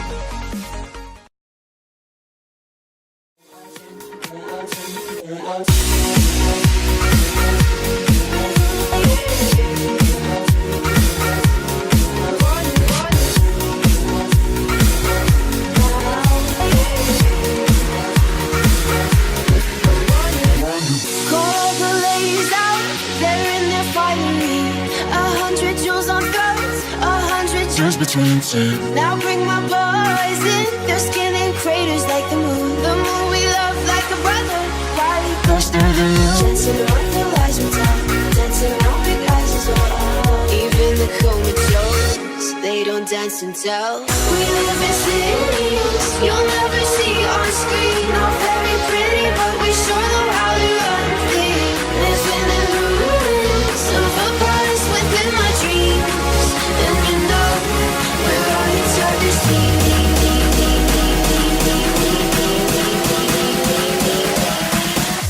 We're on each other's team.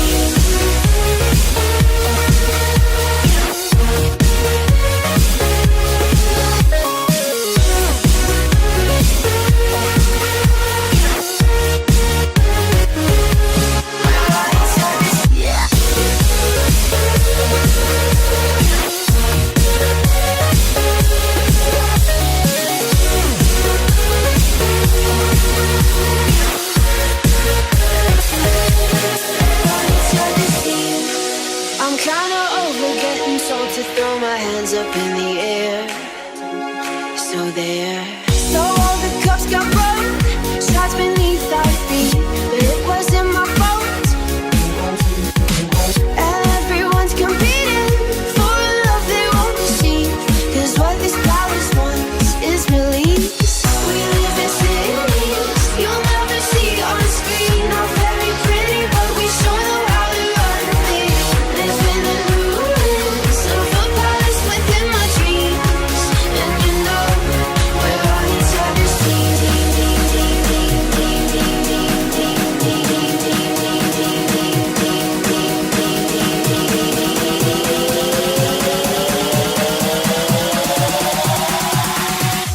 We're on each other's team.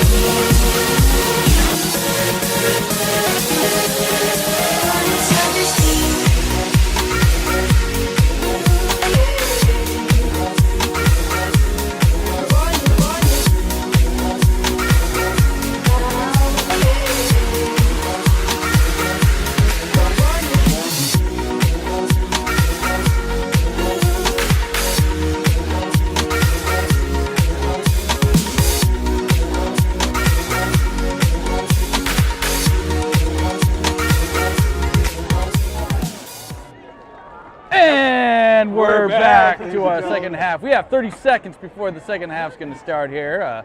Cathedral versus Upland, the Phantoms and Highlanders. We got a CIF playoff round 2. We have our captains tonight, Upland. Elijah Klein, Andre Barnes, Corey Thomas, and Tavoy Hochi. Oh. Yeah, Upland's got a nice 25-12 lead heading into the third quarter here. And who they would be playing next would either be Edison or Oaks Christian Edison having the better of that right now at 14-6. Oh, what quarter are they in? I believe they're at half. Okay. So 2 good teams. So regardless of who wins that game, Upland's going to have their hands full next week.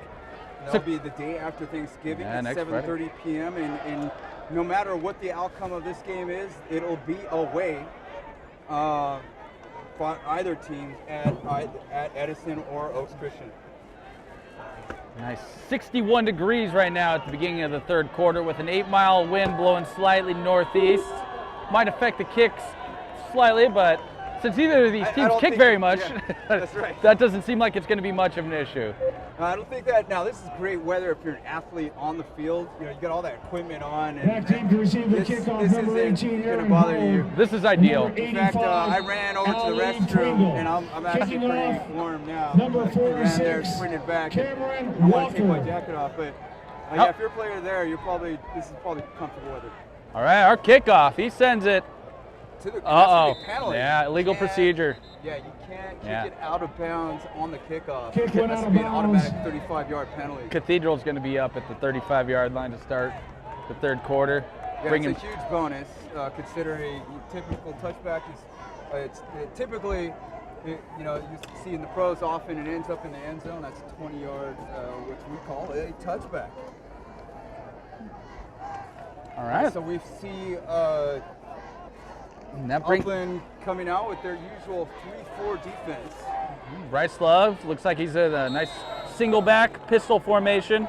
He's got his favorite running back, Justin Octave, behind him. Single back, we call this a pistol formation. Octave picks up the blast. Yeah, goes down to his Get feet. rid of it before it goes all the way down. Good job of eluding the tackler there. By the quarterback, Bryce Young, That might be, to avoid the pressure and get rid of the pass incomplete. The wherewithal to stay on your feet in that circumstance. Normally in the pro, that might be intentional grounding. No, that was thrown at the general direction. He was off balance. As long as there's a receiver there, then you're okay. I mean, I know I've driven the point across multiple times so far, but just the overall awareness of Bryce Young has been exceptional to this point. Oh, nice pass, but a little bit wide right. Jabari Kindle was about 6 yards away from that ball. One of the rare misfires we've seen from Bryce Young all night. He's been pretty pinpoint. It's actually been his receivers letting him down most of the night. Right there, Bryce just a hair. just off target. You don't see that very often from this young quarterback. And it's tough as in that position. A quarterback, you're getting hurried, and you see somebody running towards the trajectory. You try to get it just in front of that person, and you just have to have great timing and awareness of your receivers to get that pass just right. Absolutely, James. That brings us to 3rd and 10. Bryce Young. He throws it down. Oh, Alex Franco comes up with a nice 13-yard gain. Right, we saw a couple of drops from him earlier, some critical drops. There he is, making up for those. Big play there for first down. Yeah, you saw Alex Franco make a couple big drops mid-second quarter. Cost his team probably a touchdown, but that was a nice, clean, crisp route. He ran to the outside. Even better catch. Shovel pass. Octave is tackled by about 17 off defensive linemen. He had nowhere to go there. But what do we have some more? We have a penalty here. This could be a hold, or this could be possibly another unnecessary roughness. Let's listen. They look like they're going to go backwards, so I think they know it's on them. Yeah, there's a hold there. Broken play from the start. I don't like that play call one bit from Cathedral. I mean, you have the quarterback who could throw the ball downfield. Right. You're trying to trick a team when you're down by 13 points at this point. No need for that. Just drop back. This is not the type of defense to do no, that with. There's 5 people in Octave's face right away. That play was going nowhere from the start. Now Upland once again deploys a 3-4 defense. That's 3 linemen and 4 linebackers. Linemen are typically lined up head-to-head with, rather than in the gap of the offensive line. And we see on the other side they go with the 4-3, where the linemen actually line up in the gap. Yeah, and we saw number 60 Ho Ching, one of their best overall defensive players. He blew that play right up from the start. He just completely moved the guard out of the way, and he met the running back. Wait. Throws over Oh, the but pass complete. big throw. Oh, we got a fumble. Big fumble. That's gonna be picked up by Upland. Upland, number 1 picks it up. Robertson. Caleb He's Robertson. got it. He's going to his He's left. got 1 man to beat. He's taking this one to the house. He's got a roll dribble. He's down to the 5-yard. Caleb Robertson, fumble recovery, returns it 50 yards to the 1-yard line. Upland is relentless. They do not quit. Wow. And once a What wide would have receiver. been a big play by the Phantoms, it's disrupted by the fumble. Caleb Robinson with the wherewithal to pick it up, runs to his left side with great blocking to get all the way down to the 5-yard line. Big play for Upland's defense. Same old story. Once again, we see the wide receivers letting down the talented young quarterback once again. Caleb Robertson, once again, I've got a little bit of bias as he's in my class in second period, third period, sorry. Give him an A. No homework for 2 months, big play. In fact, I'm going to give him a whole week off next week. I mean, growing up, they tell football players to fall on the ball when you're trying to recover fumble, but when you're as athletic as Caleb Robertson, you Right. pick that ball up and run, and you you've see got it. some opening there. Yeah, and you have a talented team behind you who knows how to pick up blocks, and he runs pretty much untouched up until about the 10-yard line there. Almost breaks it for a touchdown. I thought he was going. Handoff, And we got Kyle Jones up to the Left 2-yard side. line. Touchdown. Oh, he broke through. It looked like that play was down, but he's strong. His legs shuffling, and there he goes into the end zone. Kyle End zone. Jones He's very hard to gets take a down. block at Kyle the Jones two, and Cam and he spins into the end zone. Cam Davis, that's a very formidable dual threat running back combination. You don't see too much at the high That's school right, level. right. Typically you have one superstar. Most high schools would be fortunate to have one of these guys. The extra point, Archie You Green. choose your poison. Evan Rowe, number 16, That's the difference Lawler. between Simon public school and private Samardzic. school. Cathedral There's the is, snapper, number 35. schools like Modern Day and Alameda, they have the opportunity of recruiting and having people come from all over the place come to their school. As you know, with public school, they're restricted to their local area, and so the players have to be from that area. And well, we have a rather large high school. It's a pool of 3,500 students, and so that allows for a larger pool of players. And with the reputation they have, if you're looking to go to a D1 school, you might look to one of these schools that have a tradition of sending kids to college due to their program. They send several students to large Division I schools each year. As a matter of fact, just below us in the press box, we have none other than Lawler. Kenny Lawler, wide receiver, class of 2012, went on to play at the University of California, Berkeley. Was current Los Angeles Rams quarterback Jared Goff's favorite target over at Cal. He went on to be drafted by the San Diego Chargers, and then he played briefly with the Seattle Seahawks, enjoyed some moderate success in the National Football League. And that just goes to show you the type of player, the caliber of players that a school like Upland is able to attract on a year-to-year basis. And while you will continue to see more and more go to formidable Division I schools. Yeah, this year, players, I can see a lot of players here today that we may see in the NFL in the future. Number 18, I think you got a couple here. This is one of those magical And number years. 35, Jose Nunez. Almost unprecedented. Taken at the 8-yard line, the 20. All right, 25 kickoff up to the outbounds. 25-yard line. So now Cathedral's going to have to start throwing the ball pretty much every play from here on out, now that they are down by 20 points, 3 touchdowns. Now I say unprecedented because the freshman team, the JV team, and varsity team all are celebrating baseline league champions this year, which I haven't seen since I've been here. The school has a lot of depth at the skill positions, at the defensive positions. Tremendous job of coaching. First and 10. That's right, and this has been a group that's been together for a long time. Cathedral, 25 Coach- in the shotgun. Yes, and Coach Salter has been here Bryce Young. since 2004, and his record is quite remarkable. Penalty flag on the field. Yeah, since 2004. We're going to see a false start from Upland, and that's going to give 5 yards to Cathedral.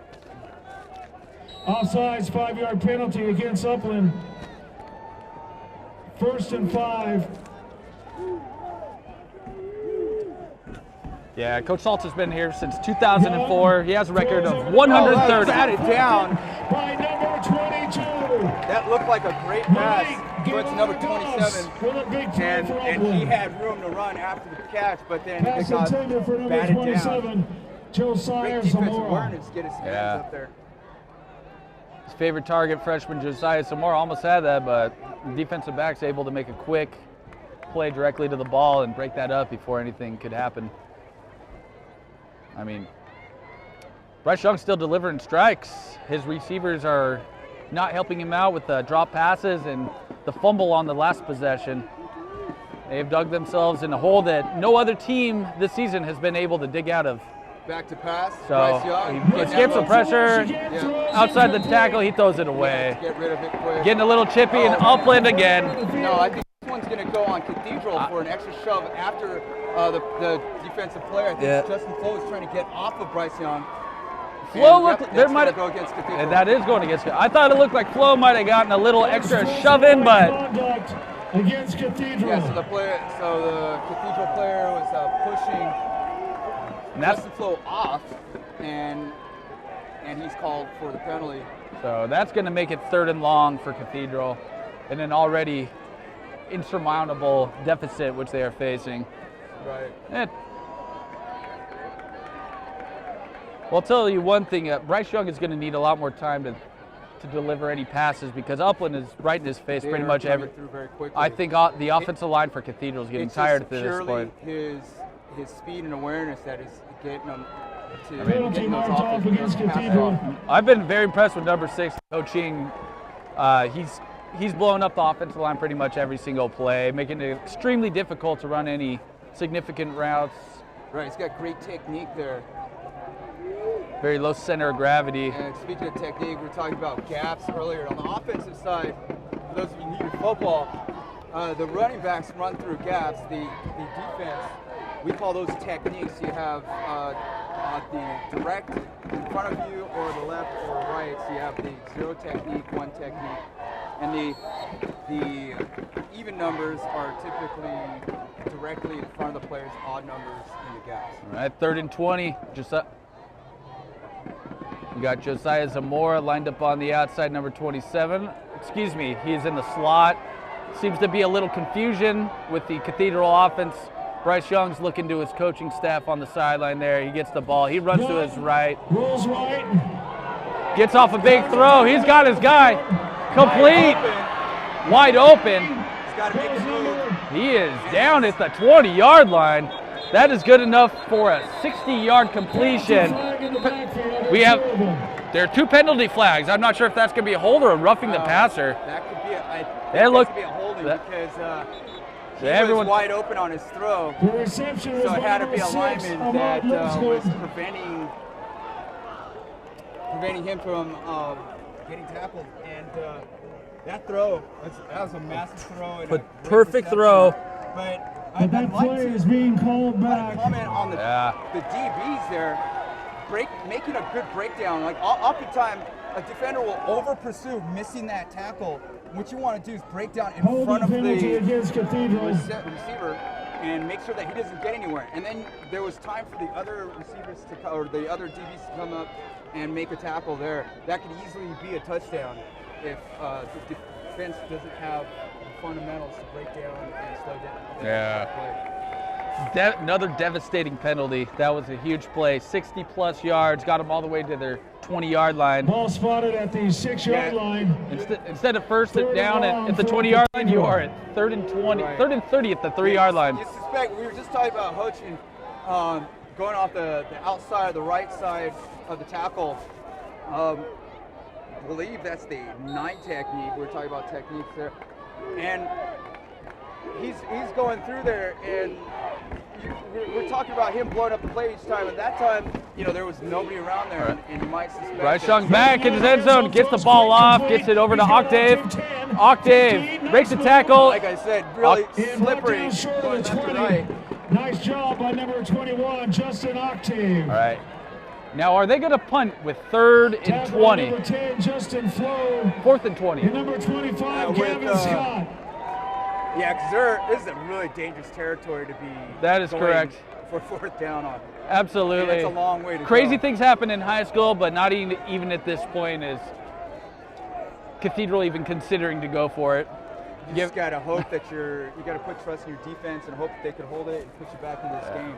Yeah, 4th and 29 is not an ideal situation when you're down by 3 touchdowns. Back team to receive the punt. If you went 4th down and you didn't make it, then you're giving the ball up to Upland at their 20.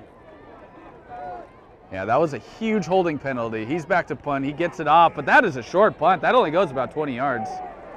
So that ball's only going to be at, that's going to be at Upland's 47-yard line. So without even touching the ball, not bad field position for Upland. Yeah, Upland has, yet again, some good field position. Yeah, Upland has completely worn down this team in the second half. They look a little bit, they look exhausted. Upland, I expect a quick score here. Yeah, and that will really put a dagger into their hopes, the Phantoms' hopes. There's always next year, Phantoms. You got a good young quarterback. Well, the game's not over yet. I know. It's an I formation. All right, they're going to be running the ball here. I think it's going to Kyle Long here. We saw this exact formation. Cam Davis. Gets a yard before. A yard maybe. Tacklers. No need to air it out at this point when you're up by 3 scores. Number 44, Tyler Morrison. Number 42. Cathedral was all over that. Jabril. Yeah, He ran it. they're off. Their defense looks Also like number it's 33, designed Shandon for that play, Sykes which on the is very tackle. common in high No school. gain, second down and 10. You know, a lot of high Baldwin has schools a call from the will sideline. go with the run.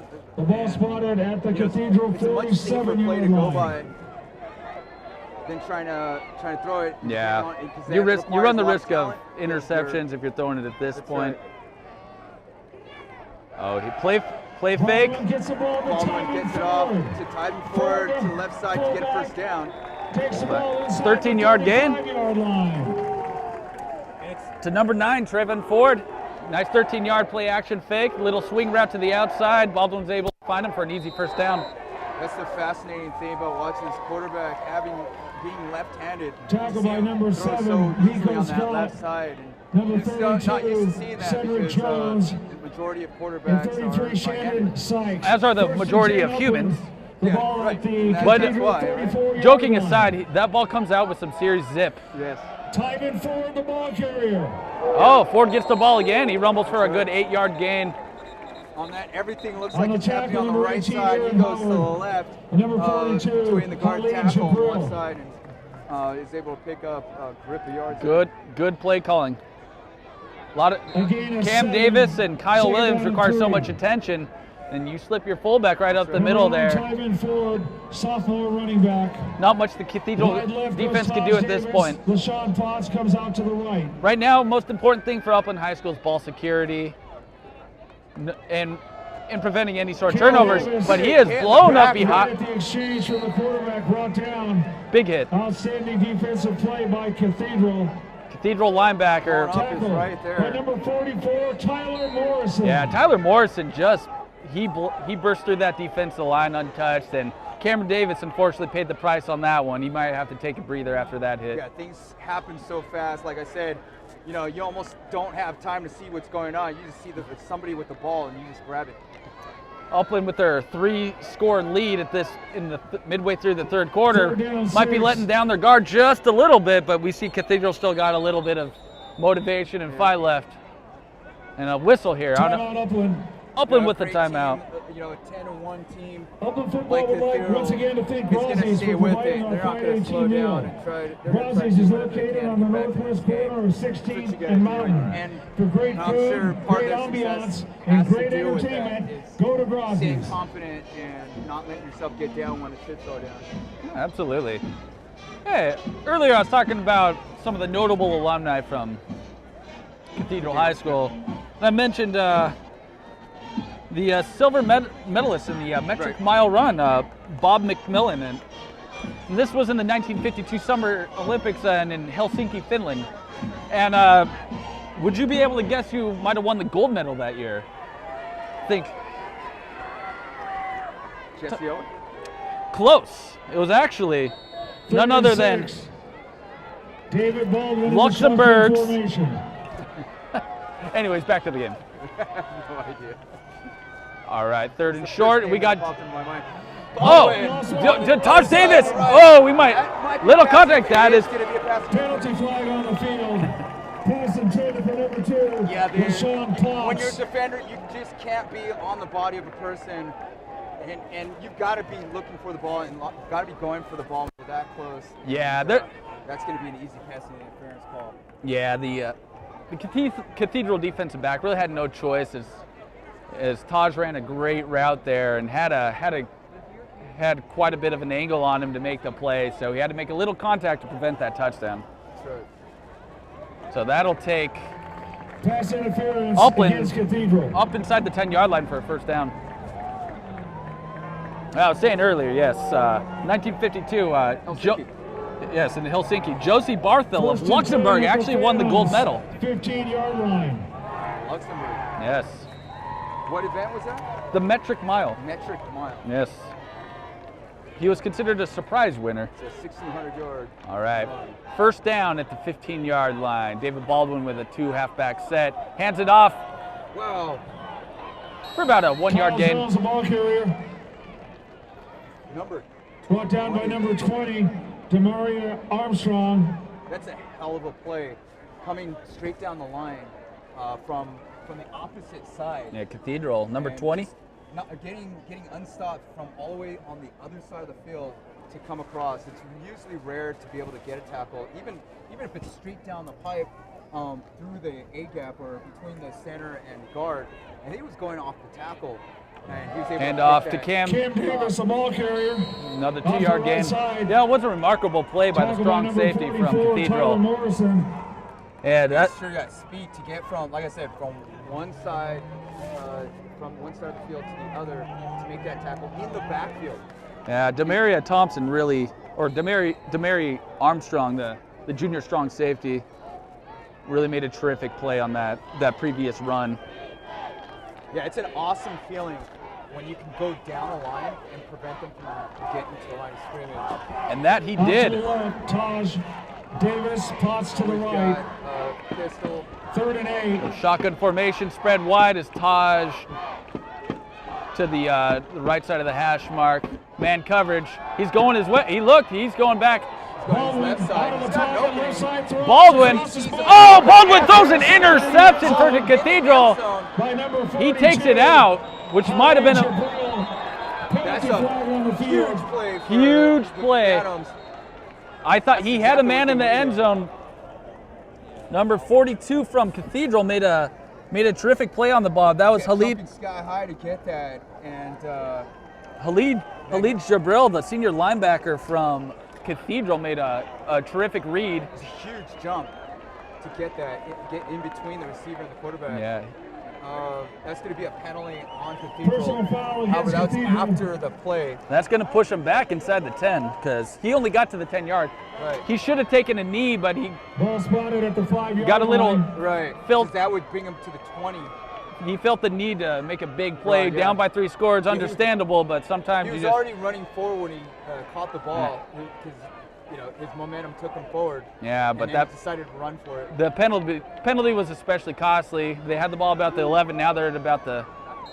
They're at the 5-yard line, No, backed up against the end Baldwin zone. on the left side actually probably could have taken the ball in himself. That's what I was thinking. He had a lot of room to run, and he did have somebody open, but again, Pass right side Oh, incomplete. that's an incomplete pass. Halid Jabari made Pass intended for number 12, just a terrific Jabari read on the Kindle. ball, and On the covers, number fortunately for 6. Cathedral, that play enabled and Jaden to keep their Denman. slim hopes in this game alive.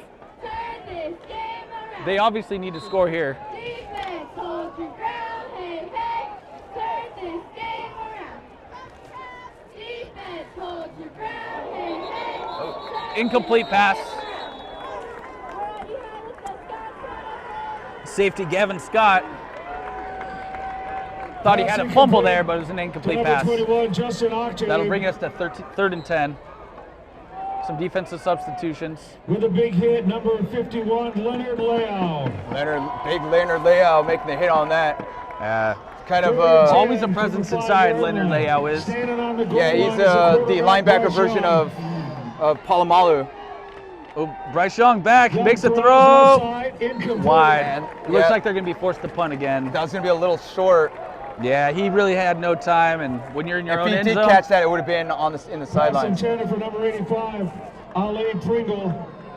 there wasn't a whole lot the offense could do there with the consistent amount of pressure that the Upland defensive front is applying. But if it's any consolation, at least it wasn't a touchdown. So that interception at least saved him from that. That goes again back to the decision for the linebacker to run it out, and then the ensuing penalty. When you pin yourself back at the 5-yard line, chances are you're not going to meet much success, especially given the opponent, the caliber of opponent you're facing at this point. Back inside his own end zone. And this is another reason why it's hard to be in the back. There's the danger punt. of getting blocked like that. Oh, takes a backward bounce on what's 27-yard punt. Yeah, so when you're pinned back at the 5-yard line, you don't have a whole lot of room to kick as well.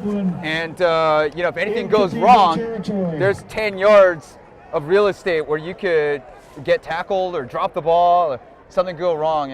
And there, he was able to get it off. But, of course, feeling the pressure, it wasn't a very big kick. Yeah. Looks like they're setting the ball at Upland's 25-yard line. So once again, terrific field position for the Highlanders. David Baldwin once again with back to basics with the I formation, fullback, man in motion. Samarsic to the left side, the tight end there. Oh, another play fake. Counter, and go to the right. Baldwin is running. He's at the 10. Opposite side, so he's got room to run. And he's gonna be knocked out of the bounds before the end zone. I tell my camera guys, that's the most dangerous part of the field, because if you're filming on that, by that pylon, oftentimes players get pushed out there, and I've had a couple of camera people get run over there. You're much safer up here. Yeah, it looks like he was out at about the 3-yard line there. That'll be first and goal once again for the Highlanders. David Baldwin. You don't see him run often, but when he does, it's electric. He is electric as a runner and as a passer as well. He makes good reads. That's why I was surprised that I think he could have ran that last touchdown in, but he opted to throw it, unfortunately. Yeah, Cam Jordan. Split back, Cameron Davis on the left side.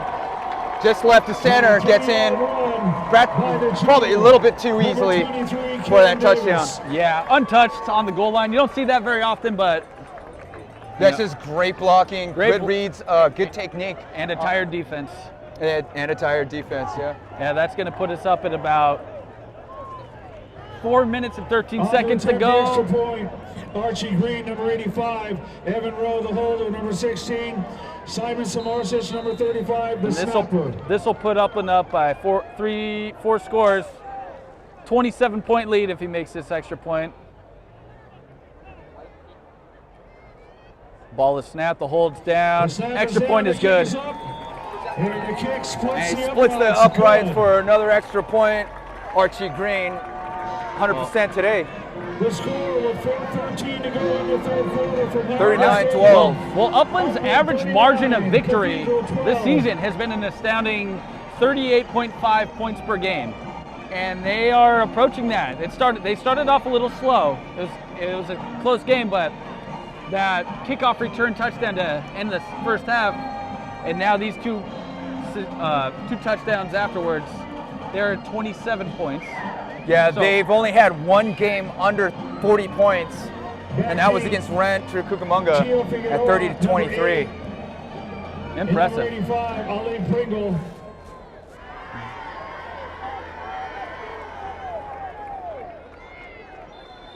All right, up. Cameron Walker, number 46, kicking off for the Scots. Cameron Walker with the kickoff. He sends that ball up to about the 5-yard line. Taking it to 6-yard line. Going to his left. Now he's going to slow down. He is not met sure at why the he did 10-yard that. line. But Leonard Leal, just talking about him earlier as the linebacker version of Palomalu, blowing up that play. Yeah, he met him at the 10-yard line. I mean, he got rocked so hard his helmet flew off. Yeah, Leonard Lau, the senior linebacker, 6 foot, 215 pounds, and Aaron Howard, correction on the kickoff return. Yeah, Aaron Howard, a little bit slow to get. Yeah, he met a linebacker at full speed at the 10-yard line. That couldn't have felt too good. Yeah, I'm not sure why he slowed down. I think he wanted to redirect and try to go the opposite He direction, was. seeing a big wall coming from the right side, but you can't do that in front of a big linebacker coming at you.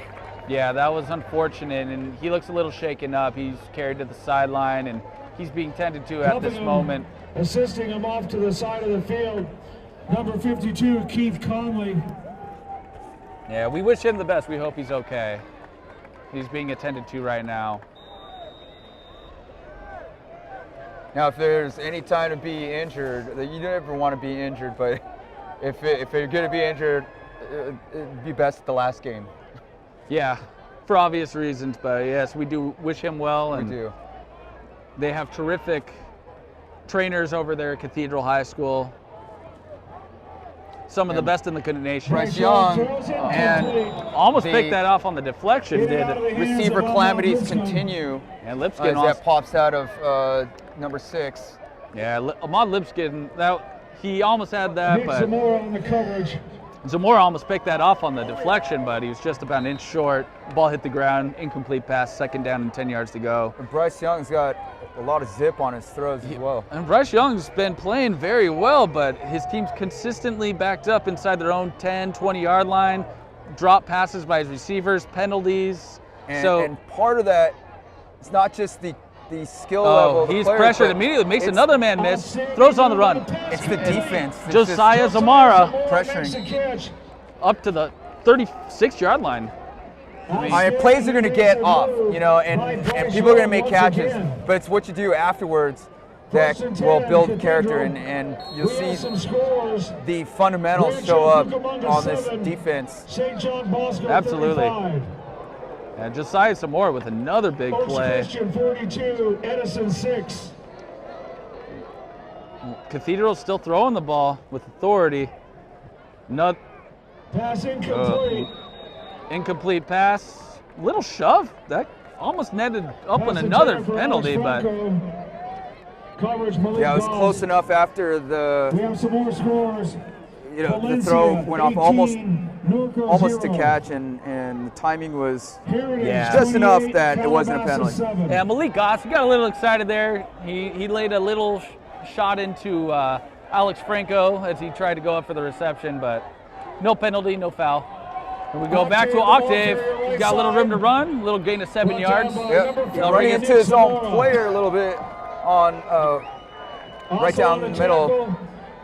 After the catch. Gavin Scott.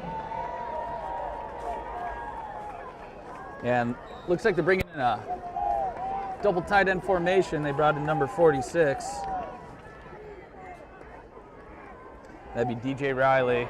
He's going to keep the ball. Then, He absolutely has no time to throw. yeah. Bryce Young's looking for a penalty on that. Now, I'm you not normally you would do that on a screenplay where you release the players and you just throw over the heads of the people coming in. But he had to get nobody to, there. But there's nobody to throw to. And- So I'm not sure what that was designed to do. Looks like somebody just missed a block because Upland's linebacker just came straight through the line of scrimmage, untouched once it looked again. like there was probably 2 or 3 of them coming in. So 4th down, Bryce Young's got to go for it here, down by 4 scores. So we'll see what he does in the shotgun formation. Bryce Young's got a little time. Young throws on the run. That Pass incomplete broken on up. the coverage. This is just Number great 11, coverage Shabbat by Webster. Upland. coverage. Pass And a lot of intended pressure. for Had a little bit more Josiah time to Zamora. throw than he did in previous possessions, but unfortunately for the Purple Phantoms, nothing going on that play. Yeah, it seems like the defensive line and linebackers of Upland has figured out this offensive line and are getting through every time. Yeah, with little resistance Right. on behalf of the Purple Phantoms. Another young team. Upland's just far superior, both athletically. I thought you were going to say purple eaters. Purple people eaters. No, Purple Phantoms, as they are not referred to, but given their purple attire and their name, Phantoms, it just sounds natural. A And little Baldwin keeper. right down the middle. He's going to put his head down and try to muster a few more yards. Pile moves forward, but Baldwin. they're going to call forward progress. Yeah, that'll be a good 7 yard. 36-yard line. gain of 7-yard gain. 7 yards.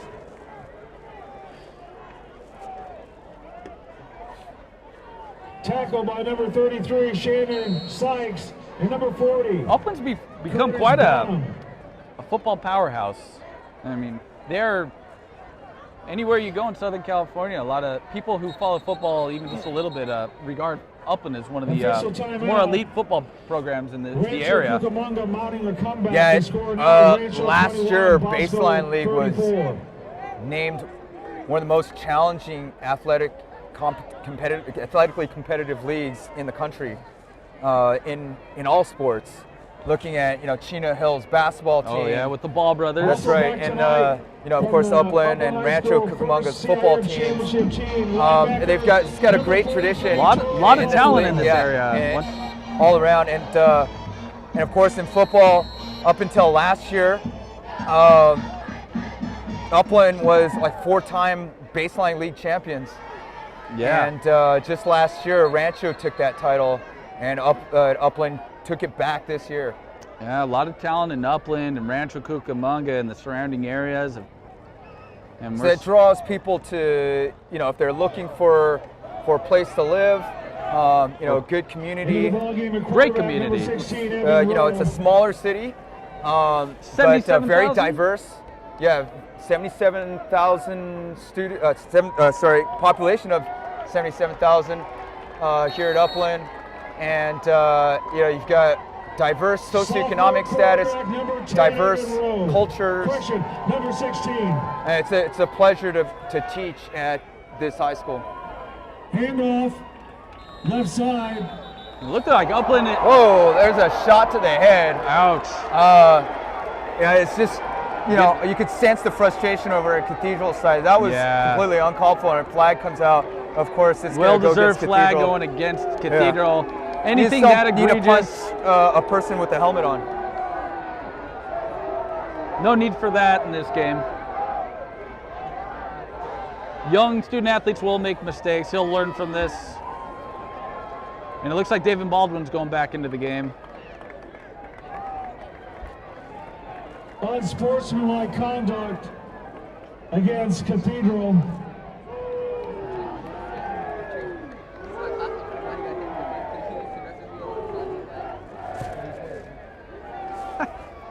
Yeah, it's never a good idea to punch somebody who's wearing a helmet. Or punch anybody in general, but if they're wearing a helmet, that's... Yeah, a huge fight broke out my junior year between our rival school, Kennedy, in San Fernando versus Kennedy High School, and a big fight broke out, and one of the players on the San Fernando Tigers side takes a swing at a helmet, breaks his hand, ouch, shatters his carpal, the bones in his Cam Davis on the left side, untouched. Wow. Just like that, walks in for a touchdown. And that puts Upland over the 40-point mark once again for what seems to be about the 11th time this season. Junior Cam Davis takes it in for a touchdown from the 10-yard line. Cameron tacks on to his 16 touchdowns for the season. Yeah, I think that carry puts him over 100 yards for the game. That'll put him over 900 yards for the season. Just another impressive game and another impressive season for the junior running back out of Upland, California, Cam Davis. Archie Green to attempt the extra kick. Little fumble on the hole, but he got the kick. And the kick is good. Kick is good, and that brings us to 46-12. More penalties. Cathedral's getting chippy, obviously sensing the impending defeat. Their season is over. Students are upset. Unnecessary penalties.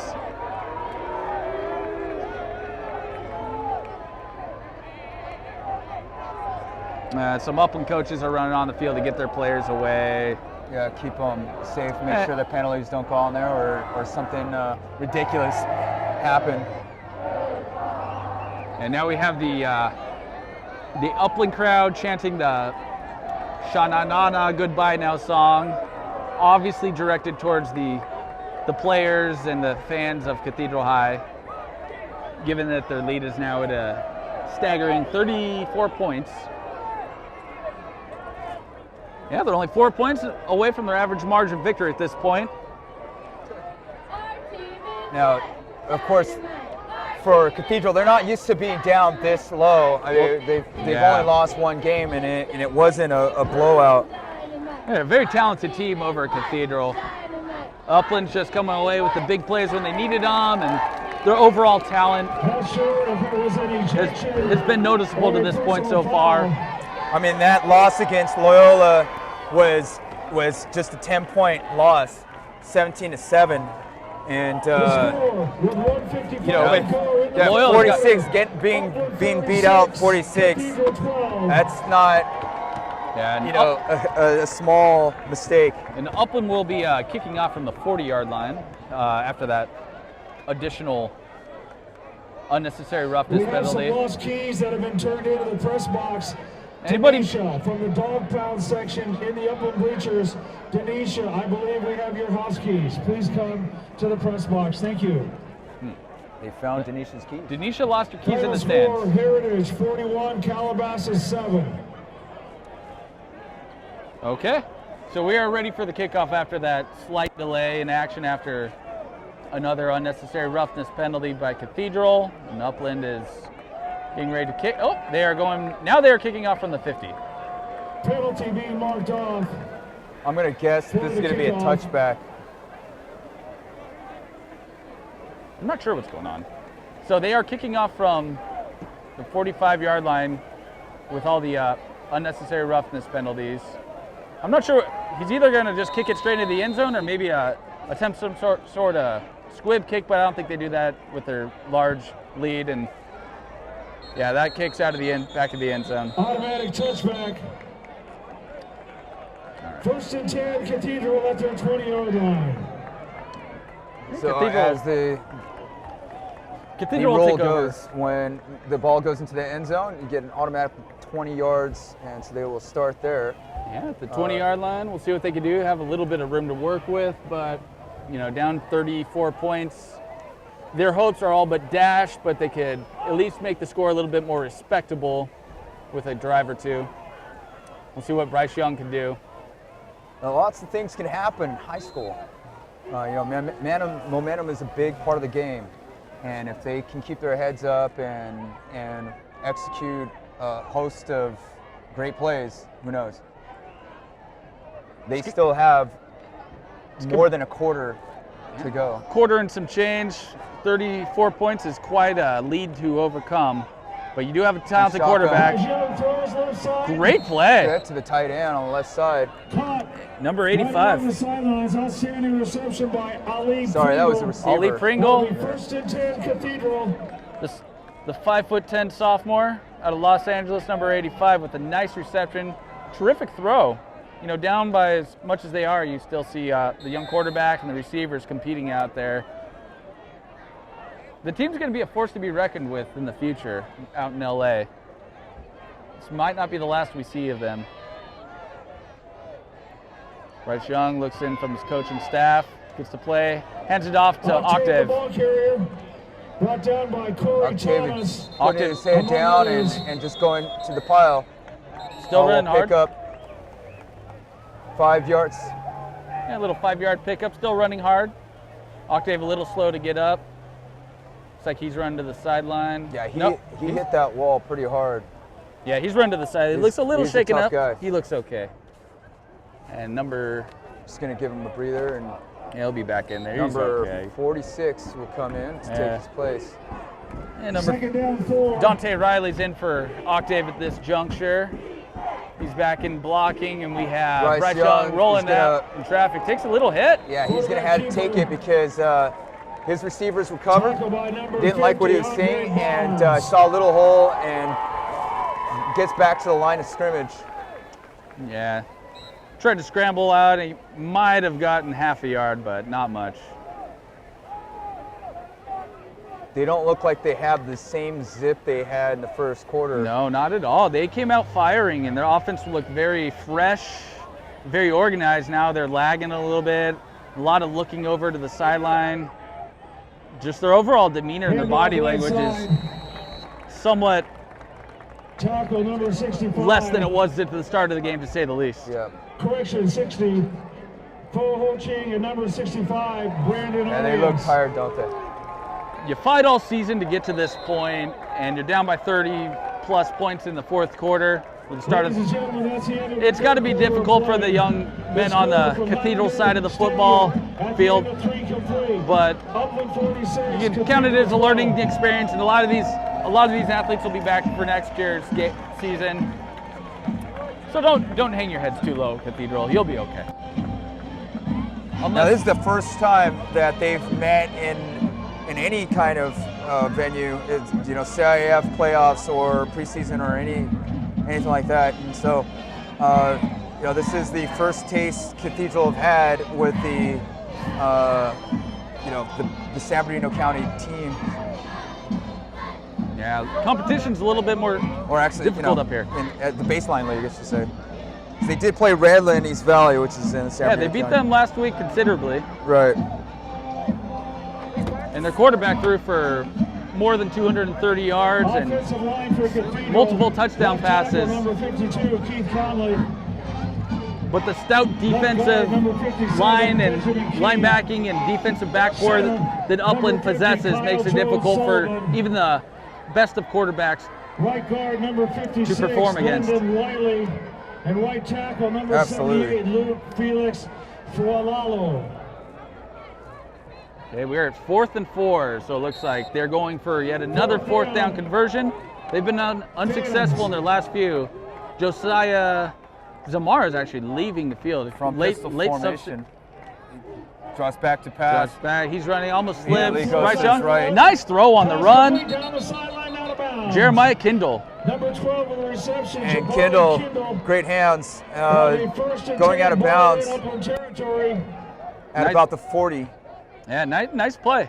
You see the arm strength that Bryce Young possesses, and Kindle runs a nice little out route, able to pick up about 18 yards on the play. 1st and 10 for the Phantoms. Shotgun formation. You got Split Kindle. receiver. Kindle on the far right. He throws it out to number 2. To the He flat, is who's immediately met by multiple defenders. Yeah. And what is that? Tackle number 22, Malik Goss. Malik Goss on the tackle. Corey Thomas. Malik Goss with the initial contact. Right, coming all the way from safety. That ball was caught by Ahmad Lipscomb. Upland still playing hard, even with their large lead. They take pride in their average margin of victory, which is close to 40 points. It looks like they want to maintain that. It's something that we hadn't mentioned, they're hard hitting. I've seen Absolutely. a lot of big hits this game. Took one player out. Young throws. Another drop pass. That's been the story today. Pass intended for Ali Pringle, number 85. Ali Pringle, that one a little low, but that bounced right off his chest. He should have made that play. On the coverage, Yeah, especially when you got so much on the line at this point. Yeah, according to my numbers, that's 7 drop passes today for the Phantom receivers. Far too many mistakes if you want to beat or even contend with a team as good as Upland.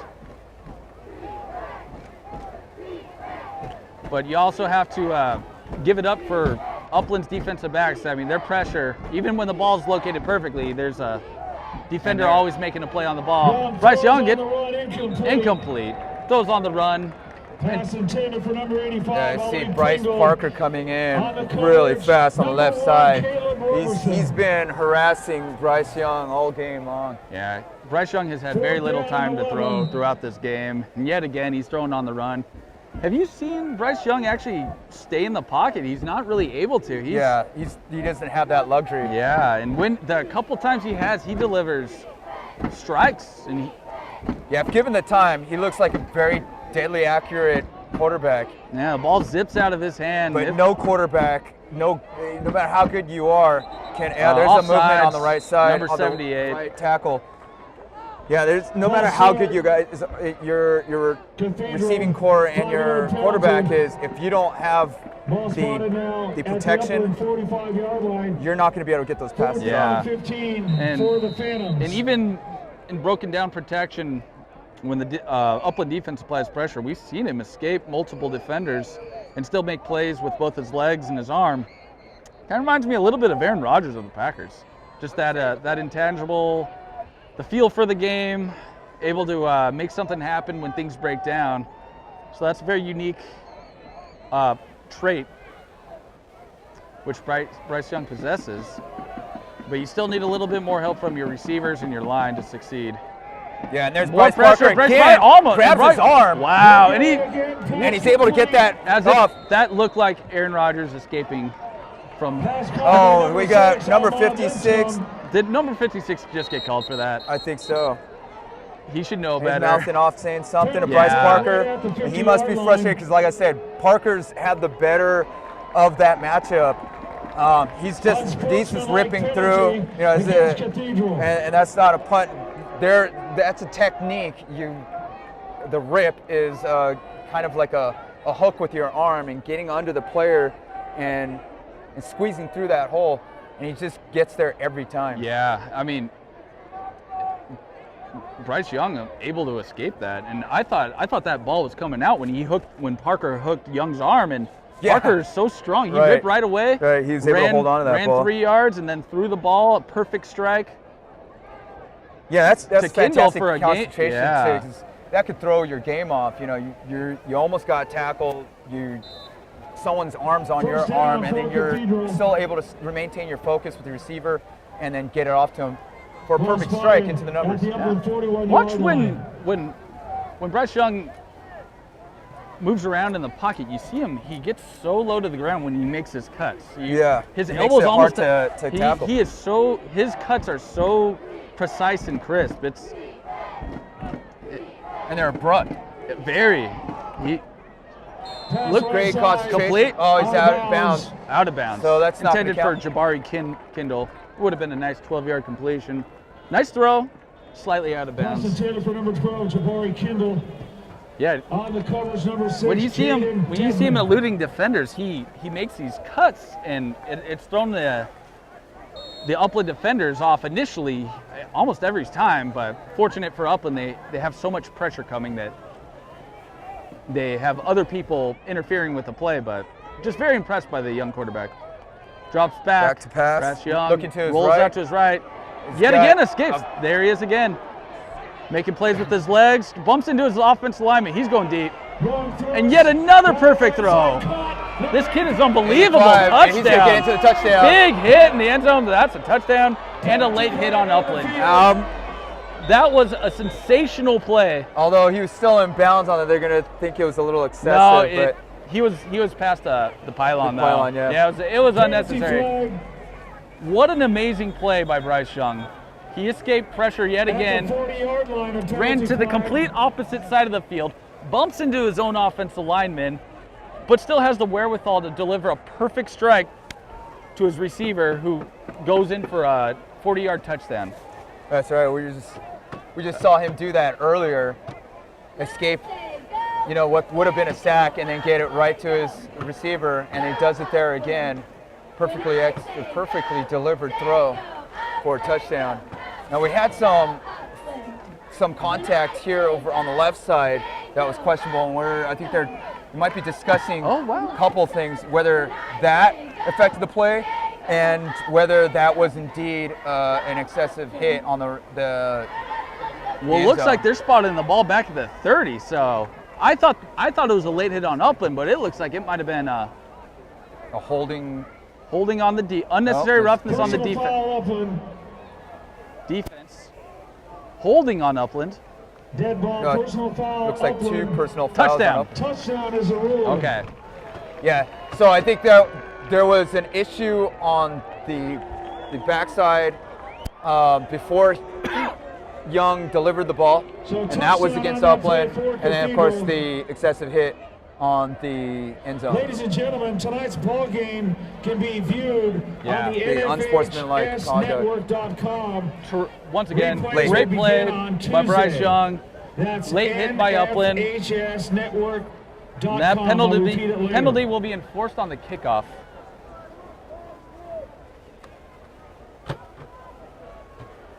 So other Division II matchups going on today on the second round. We've got Valencia Norco and Calabasas Heritage. And of course, the teams we'll be playing against next week, the winner of the Edison Oaks Christian football game. Oh, wow. That should be an exciting game nonetheless.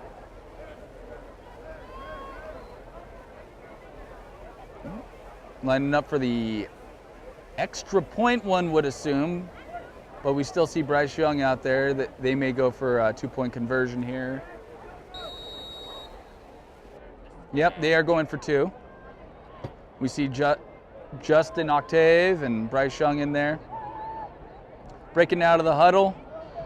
2 running back set. Attempting a 2-point conversion are the Phantoms. And their big discussed the Team play there. back is Octave. Octave, number 44. Octave's gonna Pass in the throw, middle. and the 2-point catch conversion is good. Yes, Yes. it is 2-point good. conversion attempt is good. Makes it a A little trickery there. 26-point look. The score with 9:57 to go in the ball. 46 to 20. Upland So 46, Cathedral 20. Octave delivering a pass. Yeah, trick play. You know, they were probably holding on to that play all season and realized that this would be the last opportunity to use it. Yeah. Rather than save it for next year, they pulled it within 26 points as opposed to 27. Fighting spirit is what Cathedral High School possesses at this point. Yeah, you've got to. You know, you don't want to end your season Update on the just score. giving up. Absolutely. Valencia 39, Norco 21. Some of these players have some bright shoes. 21. You see some bright green shoes. I like Yeah, the you have, gold Michael Johnson Olympic gold shoes. Yeah, Kyle Jones over here Yeah. with the gold shoes. Those are looking slick. A little confusion here on the kickoff. Yes, the unnecessary roughness penalties, and the late hit have. Referees are Wow. lining the ball up at the 35-yard line. This looks more like a field goal attempt rather than a Yeah, kickoff. really. Just give them the ball at the 5-yard line at this point. Nope, they're kicking off from the 30. All right, I've never so seen this. In all my years after the penalties covering are marked high school off football, against James, Upland, this is the first time I've seen somebody kick off from the 30-yard line. Cathedral will kick off from the This might not be a bad spot Upland to try to do an 30-yard line. onside kick. This is the Upland 30-yard line they're kicking, not their own 30-yard line. Because if Upland recovers the ball, then they're still back at their 20. If you recover the ball, then you've got a huge field. Well, they're going for an advantage. onside kick. If they recover the onside kick, they're going to be at the 20-yard line. And a I may touchdown. have said that too loud. They may have heard me. Because that's what they're going to do. All right, they're going for the onside kick on Upland's 30-yard line. Something you rarely. It's Not gonna a go very too good far. kick. Yeah, Bryce Parker's Parker's good got hands. it. Has it for Upland, For number special 4. teams, that's called the hands team. Yeah. You're going to put all your best receivers and people that can catch the ball and handle it out there to make sure that they get that onside kick. Yeah, and there's another penalty. This one looks like it was against, I want to say it's Cathedral. They might have gotten a little late hit in. I think we've exceeded 20 penalties for the game, most of them being late hits, a couple holding. Oh, it was a legal procedure on Cathedral. So Upland will decline that penalty and take the ball at the 20-yard line rather than going through another kick. Little clarification on behalf of the referees and Coach Salter over on Upland's sideline. Been a confusing past few minutes with all the late hits and the penalties and the onside kick at the 30-yard line. The other 30-yard line. Only in high school football. Yeah, this has definitely slowed down the momentum of the game for both teams. And more whistles. And at this point, I really have no idea what's going on and what's taking. I'm not sure what those Oh, they are whistles re-kicking. Now they're going stand back for. to the. So the referees, I thought Upland had the option of declining the penalty. So now they are re-kicking from the, not the 30-yard line, the 35-yard line. This is interesting. Why wouldn't Upland just decline the penalty and take the ball? But now Cathedral has It may an not opportunity. have been a declinable penalty. I wasn't aware there's such a thing. One would assume if a team commits a penalty that the team should have the option, because now Cathedral has the opportunity of kicking an onside kick again. So that works out in the favor of Cathedral. So the kick, I don't see why they're not going for a The flags come out again. More.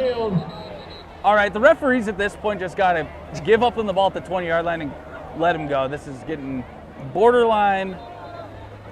I think they're enjoying the sounds of the whistles. Yes. I think it's the harmonizing They of are. the three They are. the whistles. That Sounds like that Simon are and very, Garfunkel with whistles in their mouth. Yeah, it's a pleasing sound to them, and so they want to continue blowing on the False whistles. start against Cathedral. Yeah, you have a falsetto whistle. You have your alto Yes. whistle, you have your tenor whistle. Oh, there we go Oh, again. yep, there. Another whistle solo. Sounds like a mockingbird. Sounds amazing. I'm surprised they didn't do the national anthem with the whistles prior to the start of this game. He's a whistle soloist. These referees are whistle virtuosos. And now we are kicking off once again. Of the whistle blowing. This is exciting football, ladies and gentlemen. Our third straight kickoff from inside Upland's 50-yard line. They're Let's back. see another whistle. These guys. Okay, let these guys play. 9:52 to play, fourth quarter. A calamity of number errors 6, number on 18 the is special pleading teams. his case. Now they are. They may be saying you can't line No, up. yes, there's a little the way confusion of where a they're player's lining supposed up, to be. yeah. They have brought this game down to a straight-out halt. These kids just want to play their game. I don't see why they don't kick the ball on the ground for. Oh, they Now have an he's opportunity to run the ball. Go! He breaks. He's got room to run. He's going Little to Reggie go the Bush. other He's direction. He's going. going to try to keep this going. Wow. Still on his feet. Oh, he gives him Now that a was lateral. silly. Unnecessary Yeah, lateral. maybe a little silly when you're up that Somebody's much. helmet came. Oh, wait, here's another chorus of whistles. Another Another penalty. flag. It's like a fireworks of flags as well. Whistles and flags. These These referees have got to be out of breath for as much as they've been blowing on those whistles. And now the referees are getting into it with the Upland coaching staff, telling them to stay off the field. Upland coaching staff is having none of it. Coach Salter. He's telling his players to stay back. Oh, the officials are trying to figure out what's going on at this point. Players have no idea what's going on.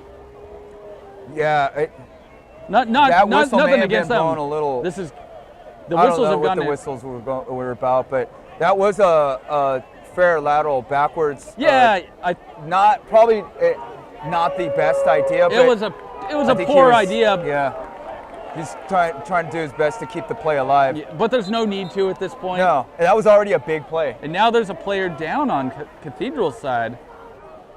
I can't tell who that is at the point, but trainers are rushing in. We have a player down on the field. Well, we wish him the best.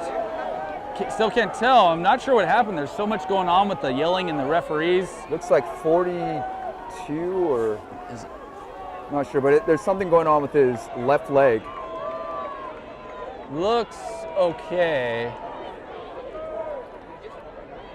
May have been a cramp. Yeah, they're moving. Hopefully it's something. He looks like he's okay.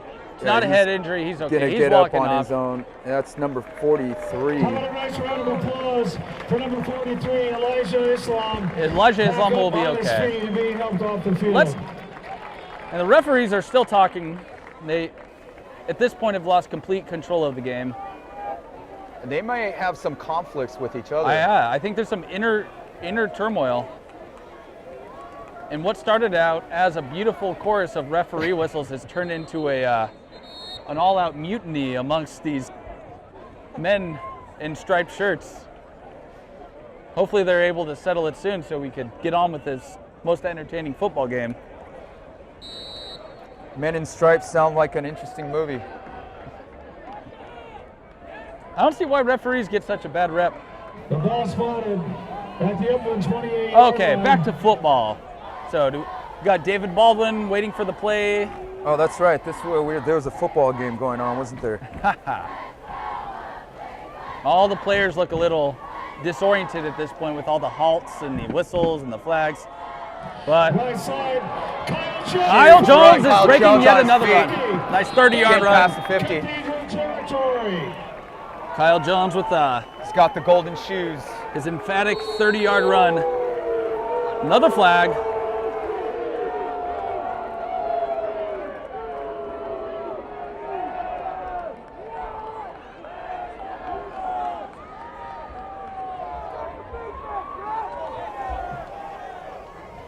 First and 10, the ball right on the 50-yard line. First and 10 at the 50-yard line. Kyle Williams with the 30-yard run. We got two running backs in. Baldwin back to pass. Baldwin back. He goes into gets the a little pocket. pressure. He's still on his feet. He's still on his feet. He's running it. He breaks 3 tackles. Another He's tackle. going to get a first down. Penalty flag on the field. Wow, he's getting rushed by a host of phantom defenders and was able to roll out a couple times and Yeah, he broke. juke a couple players and get He may have broken 5 tackles on a single play. Tackle number 44, Tyler Morrison. Oh, we talk about Bryce Young's wherewithal to be able to slip defenders, and there's an example on the other side. Absolutely. Baldwin, Equally as impressive. very fast on his feet and good awareness. Considerably larger too. Baldwin is one of the bigger plays on the field, but we have a penalty going back the other way. And it may have been a late hit. Hold or a late Holding. hit. Referees have not done But this is it looks like a 15-yard penalty. Yeah, that was a huge penalty because he gained 10, but from the spot of the initial spot of the ball, they're going back 15. So they'll be at the just ahead on the 31-yard line. 2 running back formation. High formation. Under center is Baldwin. Gives it off Kyle to Williams. Cam Davis. Kyle Jones, sorry. I just saw the 2. And Number 21 is I should have looked at the shoes. Shandon Sykes. And he gets back to the 40. Ball at the 40-yard line. Second and long, second and 20. 2nd and 20. Of course, the way the offense has been playing today, that's not a huge, too far off possibility to get the first down. Kyle Jones in the backfield once again, behind the fullback in the I formation. David Baldwin under center. Little trips Bryce motion. Parker and the tight end Smarsic Run off tackle. Kyle Jones breaks another. gets back to the original line of scrimmage. Just about. With the kind of yardage they've been gaining, it's 10 yards not far-fetched to say that they can get this first down. This will be about 3rd and 13, I'd say, after that 7-yard run by Kyle Jones. And they bring Cam Jordan in, who's split next to the quarterback in a shotgun formation. Trip set to the right, quarterback in shotgun. Throw to the left to Todd Davis. And Todd Davis is gone. He's open. He's and he's got gone. one man to beat. And stiff arms to the end zone, and that's going to be a touchdown. Nope, down at the 1. Oh, no, they're going to call it. Taj Davis has some breakaway speed. That's right. I mean, he easily could have been a stop by the defender. It was right there. Oh, we've got a man down on the left side. At the end zone. There's a Cathedral player hurt at the goal line. That looks like number 16. Player down, number 18, Aaron Howard. Taj Davis gets met about the 10-yard line, but stiff arms and stays on his feet to drive for almost a touchdown, just a yard short. Yeah, for his fast pace and as swiftly as this game moved in the first half, this second half has been slow with the penalties, the disagreement amongst the officials, a couple injuries, and this Cathedral player looks to be okay. He's being attended to. There's been a few injuries also that slowed down the game. That number 18 on Cathedral is Aaron Howard. And of course, He's a wide receiver. The plethora of penalties. Yes, the penalty. I believe we are at 29 combined penalties for the game. An all-time CIF quarterfinal record. First and goal, Upland from the 1. Possibly. Possibly, I made that up. But that's what I'm supposed to do. Bring you guys nothing but the facts. And he's okay. He's walking off the field. Yeah, so Number 18, Aaron this Howard. gives time for Salter to talk to his team, And probably talking about ethics here Talking and about making sure that they don't make get into sure- more trouble. no more penalties after the impending 1-yard touchdown run that will ensue in the next play. Aaron Howard is taking his time, not really limping, just walking very slowly with his trainers. Much to the chagrin of the Upland Highlanders. So they And get back to the line. He's at about midfield. He's at the 20. He's at the 30. Walking back to the sidelines. But as long as he's okay, that's what really matters.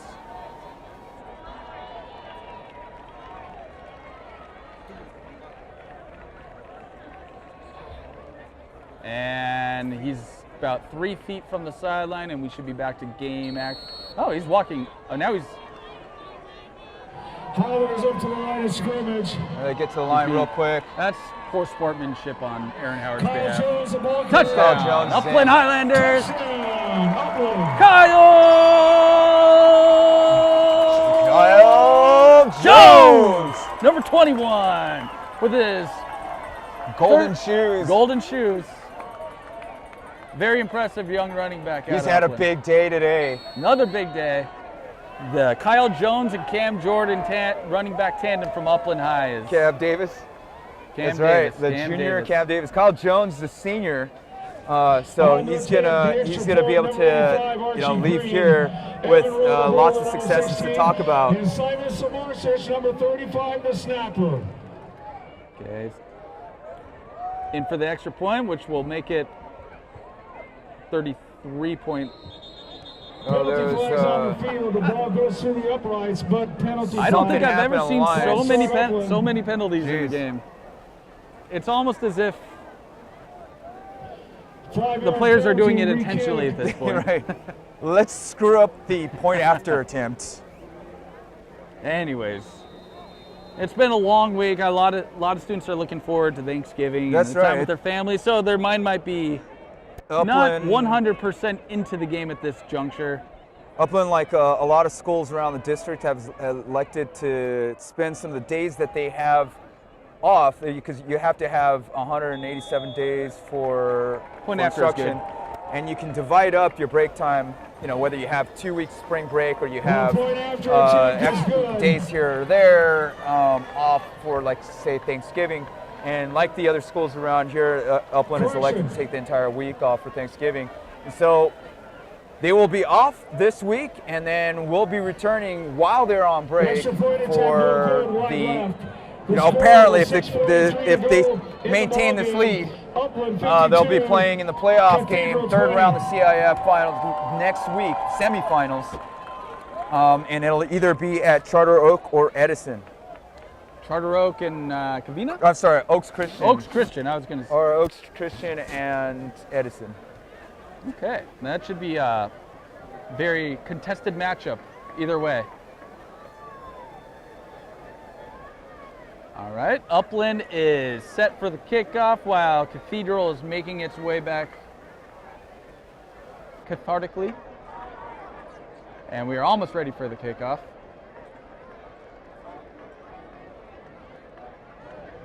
Cameron Walker kicking off for the Highlanders. Cameron Walker with the Back receiver, kickoff. Kickoff number 18, Aaron And at this Howard. point, you know, our game's fallen way behind other games. We have the final for Oaks Christian. That's 20 Oaks Christian versus Edison. Penalty Another flag flag. on the field. Yeah. So the another- final score, Oaks Christian 24, Edison 19. So the winner of this matchup will play Oaks Christian at Oaks Christian. Okay. And Oaks Christian is a very talented Penalty football flag is team, waved so off. Upland is going to have their hands full.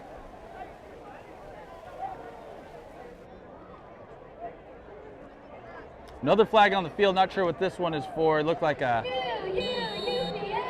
I believe it was called a fair catch. So Cathedral has the ball at their 16-yard line. 1st and 10, fairness.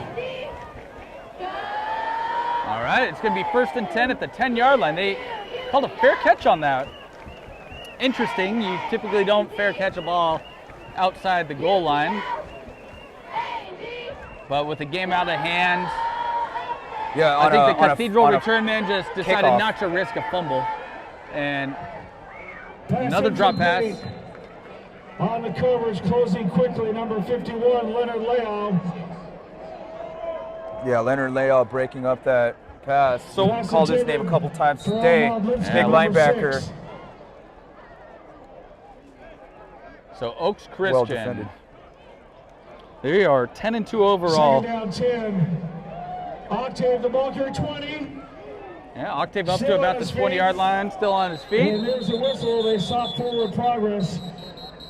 Up at about the 24-yard line. On the tackle for Upland, number 40, Nick Zamora. Yeah, Nick Zamora on the Number tackle. 22, Malik Goss. And number 60, Fo Ho Ching.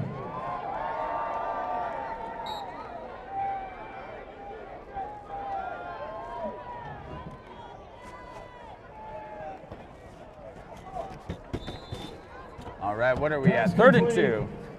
To number 3, Corey Payne. Tackle by number 6, Jaden Dedman. Okay, we are at 1st and 10. Cathedral's got the ball at the 30-yard line. After that, 8-yard gain. Bryce Young in shotgun formation with Octave right at his side. Trips formation to the left. And some man coverage. He's pressured once again, gets rid of the ball. Octave with the reception, Oh. incomplete.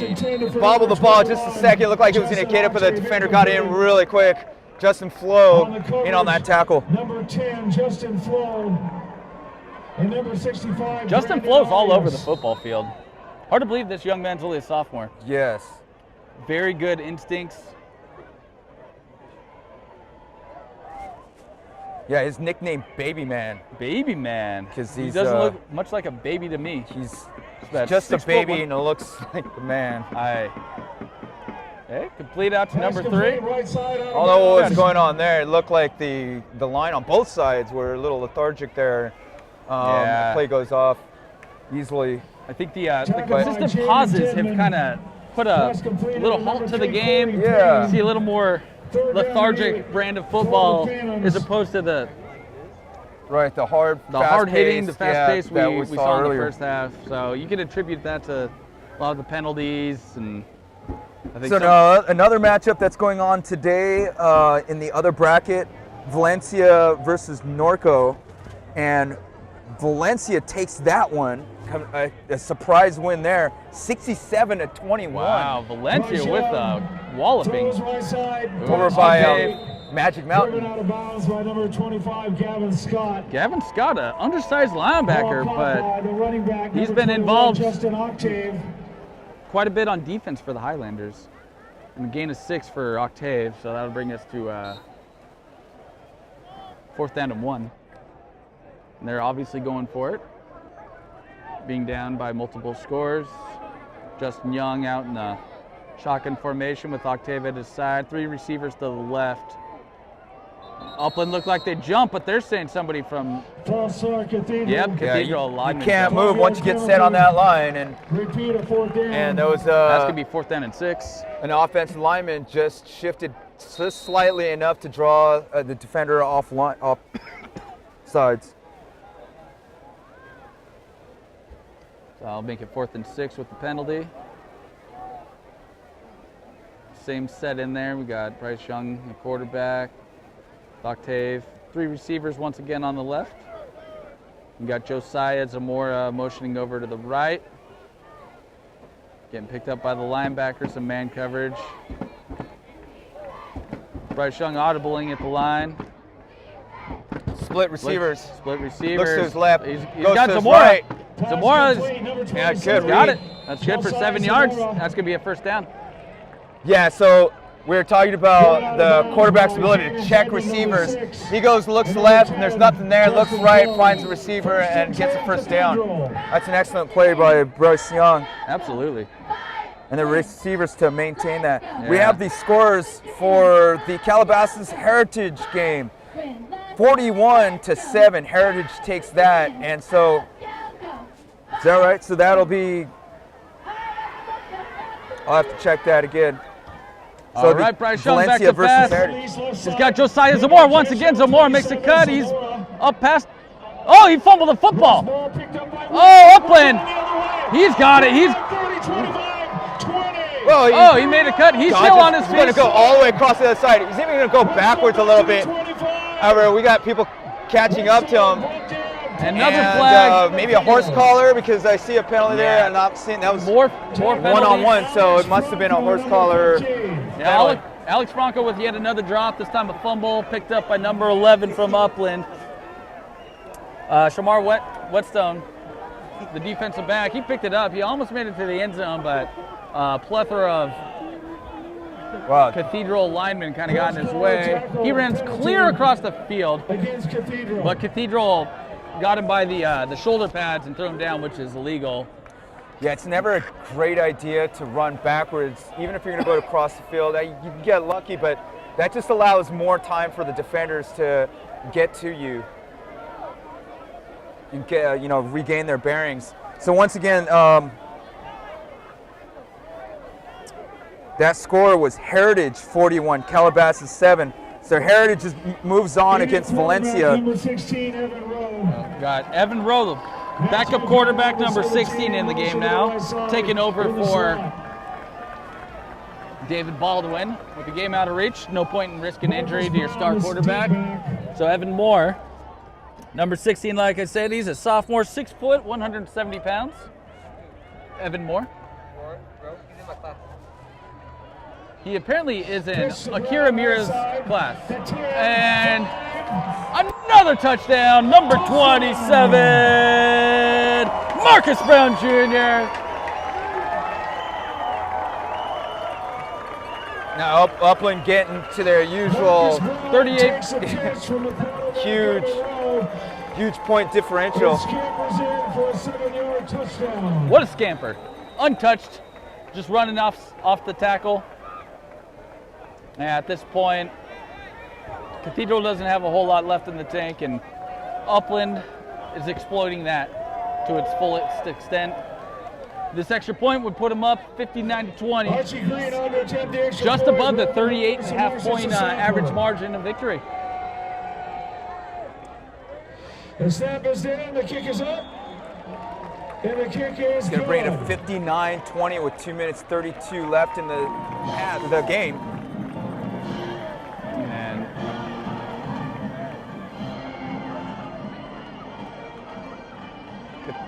big hits and big defensive plays are making a huge difference in this game. yeah, Upland's depth and consistency in being able to move the ball on the ground has just proved to be too much for the young Cathedral High School to endure throughout the course of the game. Left tackle, left guard, number 50. Yeah, they've got some huge superstars on this team, and a very young one at that. A lot of them juniors. And they were playing teams like St. John Bosco and Mater Dei as sophomores, so Yeah. they got that experience. Valuable. Yep, and so they're ready to take on big teams. Yeah, number 7 Also, number 72. Number 7 ranked in California, 19th nationally. You know, when you look at the kind of teams that are in California, California's that powerhouse. California, Texas are the two biggest powerhouse Yeah. football states, and they're Right, right. got Long Beach, Poly, De La Mater Salle. Dei, De La Salle, Team Cedric Jones. Hart. All right, we got the return. Jones, he's up at the 20-yard line, makes a guy miss. He's at the 24-yard He line. takes it out to about the 25-yard line. So if you're special teams, that's not bad. You enjoy that 6-yard cushion from the 20-yard line because otherwise it would be a touchback at 20. And so anytime past that 20 yards, as I mentioned earlier, Number 29, it's a good thing. Tyree Meeks. They're going to mark it at the 25. And it looks like Cathedral's got their backup quarterback in. Number 10, his name is Dylan Wright. I'm sorry, correction, Isaac Hernandez. And quarterback. The game out of reach, no reason to leave Bryce Young in there. And he's in a shotgun formation, 2 receivers to his right, hands it off to Right Octave. side, Rolls to his right, able to turn the Octave corner. gets a nice little hole there, run for 11 yards. And that's why he's a starter on this team, because he's got the wheels to get that ball to first down. Okay, fans, let me hear you. Quarterback for Cathedral, number 10, Isaac Hernandez. Yeah. Isaac Hernandez is here just to more than likely just hand the ball off a few times before the conclusion of this game, but motion's right. Long delivery, a little high. Overthrew his target by about 2 feet. He has a little hitch in his delivery. Little unorthodox throwing motion for the sophomore quarterback from Los Angeles. Are allowed on the field after the game. Yeah, that's a long distance just to go 3 yards, even if that pass is made. 'Cause it takes a long time for that ball to get there, and a lot of time for the defensive backs to get there.